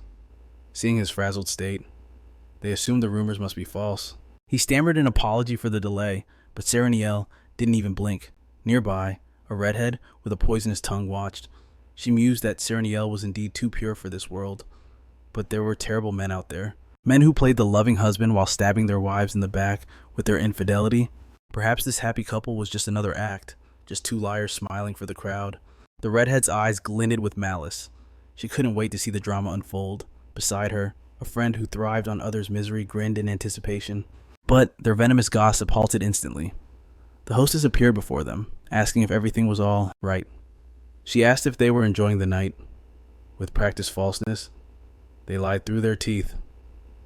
Oh, they were just saying how grateful they were to be here. Kallian gripped his wife's shoulders possessively, addressing the ladies with forced charm. If they needed anything at all, they should come to him. After all, they had traveled far for his beloved wife. He wouldn't tolerate any inconvenience for his guests. The woman who had just been tearing Sarinel apart changed her tune instantly. Now, the Viscount seemed so devoted, so kind. But suddenly, the atmosphere shifted. The gossipers fell silent. Eyes widened in disbelief. Someone new had entered the hall with the most awkward expression imaginable. It was Lorraine. For the first time, her signature arrogance was gone. She looked small, defeated, and utterly downcast. Kallian looked like he had seen a ghost. Sarinel's expression remained unreadable, but she soon struck. She approached her friend with a beaming smile, welcoming her warmly. She chatted about the journey, acting as if nothing was wrong, but the mistress was unusually quiet, mumbling that it was nothing at all. She even apologized for her lateness. Sarinel waved it off with the grace of a saint. Don't worry, she seemed to imply. Many important guests have yet to arrive. The murmurs erupted like wildfire. The audacity. A mere commoner, Kallian's mistress, daring to show her face here. Sarinel leaned in close. She whispered into her ear, telling her to ignore the noise. After all, it was Sarinel herself who had sent the invitation. The crowd marveled at Sarinel's benevolence. She was a saint for leaving the past behind. She knew exactly what this presence would cause. And to think, Lorraine had been supported by the Verde family since childhood. The betrayal was double-edged. It was unforgivable. Neither the Viscount nor the girl deserved mercy. But perhaps, coming from nothing, the girl felt she had nothing left to lose. Maybe she had bewitched Kalan with her perverse ways. Lorraine knew the truth. This wasn't kindness. It was a trap. Sarinel had invited her for one reason only, to stage a magnificent scandal. Sarinel, on the other hand, was having the time of her life. She knew Lorraine had mocked that invitation. When the rumors broke, Lorraine must have laughed, believing Kalan was already hers. She must have thought the protagonist was a fool for trying to play the happy wife. That was why she stood there now, not triumphant, but trembling. The predator had become the prey. Even as rage scorched her insides, Lorraine forced herself to remain calm. Let the commotion happen. It wouldn't change the outcome. In this game of hearts, she was the ultimate victor. Because Cullen's betrayal was an undeniable fact written in stone. After all, it was Lorraine who had captured his heart, and Lorraine who had given him the air he so desperately wanted. The party continued, though the air remained thick with tension. Leaving behind the trivial chatter of strangers, the young noblewoman ascended the stairs. She called for silence, apologizing for the interruption but insisting on their undivided attention. Music. First, she offered her deepest gratitude to every guest in attendance. She truly appreciated them accepting such a sudden invitation. Thanks to their presence, this was a birthday she would certainly remember for an eternity. Down in the crowd, Lorraine and Colin trembled as her voice rang out. She continued, acknowledging that while they came to celebrate her birth, the scandalous rumors circulating the capital had likely fueled their curiosity. That was exactly why she needed to speak to clear the air. Lorraine didn't flinch. She simply wanted the truth exposed. Confident in her position, Cullen, however, looked far more terrified. Hope flickered in Cullen's eyes. He prayed she would dismiss the rumors as lies and claim their marriage was perfect, even if it was a farce. Her uncle, watching from the sidelines, also expected a public denial. Music. However, twisting the ring on her finger, she began to unravel the tangled reality of her marriage to the Viscount. She revealed that divorce proceedings were already underway, and the reason? Well, everyone already knew the reason. Sarinel confirmed every whisper about the mistakes her soon-to-be ex-husband had made. The admission left him paralyzed with terror and Lorraine staring in absolute horror. But Sarinel didn't care about their feelings. With cold indifference, she let the ring slip from her finger, announcing that the ties binding the Helcar and Verdetele families were officially severed. The ring clattered down the marble stairs, signaling the end of an era. The murmurs among the nobility erupted instantly. What did this mean? Was Sarinel really demanding a divorce? It was too shocking to believe. Yet, the girl stood firm, stating she chose this venue to publicly announce their separation.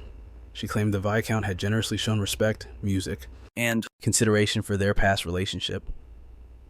But finally, there was one more person to mention. Her dear friend Lorraine, who was standing right there among them. Pure fury consumed the mistress in a heartbeat.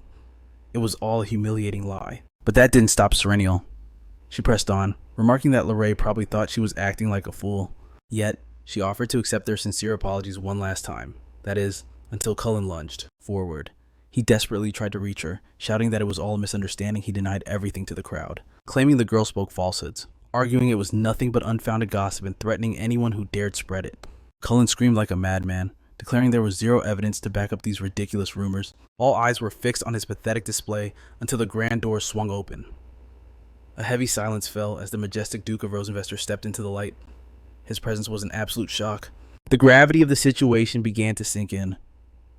Cullen looked frantically between his wife and the imposing Duke, his mind racing. What on earth was he doing here? The Duke's gaze was sharp as a blade. It drifted down until it landed on the discarded ring. Without hesitation, he crushed it beneath his boot before grabbing Cullen. Music. With a voice like ice, he asked if Cullen was incapable of keeping his filthy hands to himself. He wondered if the mistress knew the truth, because if she did and still chose him, she must have terrible taste in men. Whispers wrapped around Lorraine like a suffocating blanket of humiliation. The noblewomen began to gossip furiously. What was the Duke doing here? He famously avoided social events since retiring from the battlefield. Yet here he stood, slapping Cullen with words. The Duke mocked Cullen's claim of no evidence.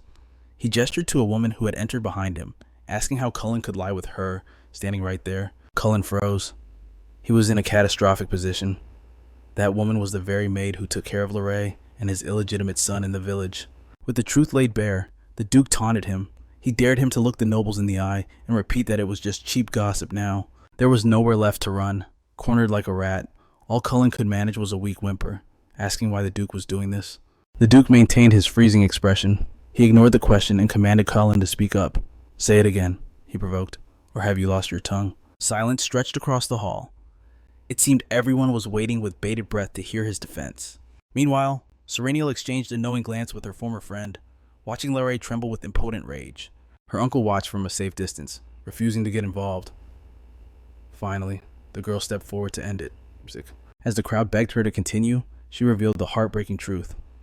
The only reason she had feigned ignorance regarding the affair, between her husband and her best friend, was out of pure loyalty. She had cherished her bond with Lorray and loved them both too deeply to speak. Yet, those two had deceived her until the bitter end. They had plotted against her very life without a shred of remorse. But now, Sarinel held the evidence to prove every sin. Lorray stood frozen in shock. How could that foolish woman possibly know everything? It turned out the prey was far sharper than the predators had realized. As the truth came to light, Uncle Feder wanted to vanish into the earth from sheer humiliation. He was forced to listen as his niece declared her verdict once more. Given the gravity of their betrayal, she had decided to terminate her marriage immediately. And as she had stated, this was a conclusion the Viscount had already been forced to accept. She could have destroyed him completely right then and there, but in a display of saintly mercy, music, she chose to spare him the worst of it. That was the only reason he was allowed to show his face at her party. The crowd instantly shifted focus to Sarinel's boundless generosity. After all, anyone else in her position would have turned that man's life into a living hell without hesitation. Sarinel understood the game of high society perfectly. Hating was easy, but garnering pity was a weapon. If she had shown her claws too openly, the rumors would paint her as a heartless shrew. They would claim her aggressive personality was the very cause of her husband's wandering eye. She was far too intelligent to fall for that trap. She knew these nobles feasted on gossip without a second thought for the truth. So, her strategy was simple. She needed to present herself as the tragic, blameless victim in this twisted play. And she executed it flawlessly. Kalen was exposed as a shameless adulterer, and Lorray became the laughingstock of high society. However, a far more critical issue now surfaced. What would become of the Viscount's lucrative mining business? There were powerful investors involved who would not accept failure. This was the only thing that terrified her uncle. He cared nothing for his niece's divorce. In fact, he saw her pain as a golden opportunity for himself. What truly kept him awake at night, however, was the unexpected presence of Lexian. Why had the Duke appeared at this party? With a confident smile, Lexian dropped a bombshell. If the investors demanded their money back, he would personally handle it. Sarinel stood in genuine shock. He announced that House Rosen Wester would cover every expense for the mine, including future investments, ensuring she would never worry about money again. Uncle Feder burned with impotent rage. He could not believe the sheer audacity of this interference. Kalen, who had been silent as a statue until now, finally found his voice. He shouted in protest, demanding to know what right the Duke had to make such a proposal to his wife. The Duke spoke with the authority of a guardian, ignoring Kalen's existence entirely. The atmosphere grew heavy with tension. Out of patience, Lexian grabbed the fool by his collar. He knew that if he truly were her guardian, Kalen would already be buried 6 feet under. In fact, this man would have been a corpse long ago. But remembering his place, Lexian released him with a look of disgust, as if dropping a filthy rat. Lexian stated coldly that if he were to become Sarinel's guardian, he would claim the right to dispose of this fool however he pleased. That statement sent a ripple of shock through the crowd. What exactly was the Duke of Rosen Wester implying with such bold words? That was exactly what Feder wanted to know. He stammered that his niece had never mentioned such an arrangement. If she divorced, he as her uncle would be her legal guardian. With the divorce pending, the Duke's words were dangerous, designed to confuse everyone present. But Sarinel knew better. Guardian rights were not what truly terrified her uncle. She was no longer a naive little girl. What he feared most was Lexian's promise to seize control of the mine's finances. She also knew that news of this birthday party scandal would sweep across the empire in less than a week. And it was common knowledge that House Rosen Wester and House Verdelay were bitter rivals. If her uncle did not salvage the situation right now, he would be the one to suffer the consequences. However, the Duke suddenly agreed with Feder, admitting calmly that he hadn't even discussed this with Sarinel yet. His words confused the schemer, until Lexian turned to the woman he adored. He asked her, softly, what she thought about renouncing the Hellcar name forever. Then, he reached into his pocket and pulled out an object that stopped time itself. It was something even Sarinel had not anticipated, color rushing to her cheeks in disbelief. Extending a small box, holding a delicate ring, he made a solemn vow. If she accepted him, he swore by his life to protect her, ensuring no one would ever dare harm her again. The crowd gasped. He was actually proposing to her right there, in front of the entire nobility. He knelt like a prince out of a fairy tale, waiting for the only word that mattered. Will you marry me, Sarinella? And that is where we leave them, I know. It is a massive cliffhanger, but let me know if you want part 2 immediately. What is your take on this twist? Is the Duke just flexing his power? Or is this true love blossoming amidst the chaos? But what do you think? Are these two destined for each other? Or is this a toxic disaster? Let me know in the comments. And make sure to subscribe so you are the first to witness the next plot twist. This captivating tale is titled No More Regrets, and today's journey has taken us all the way up to chapter 19. Sending you all lots of love. See you in the next one.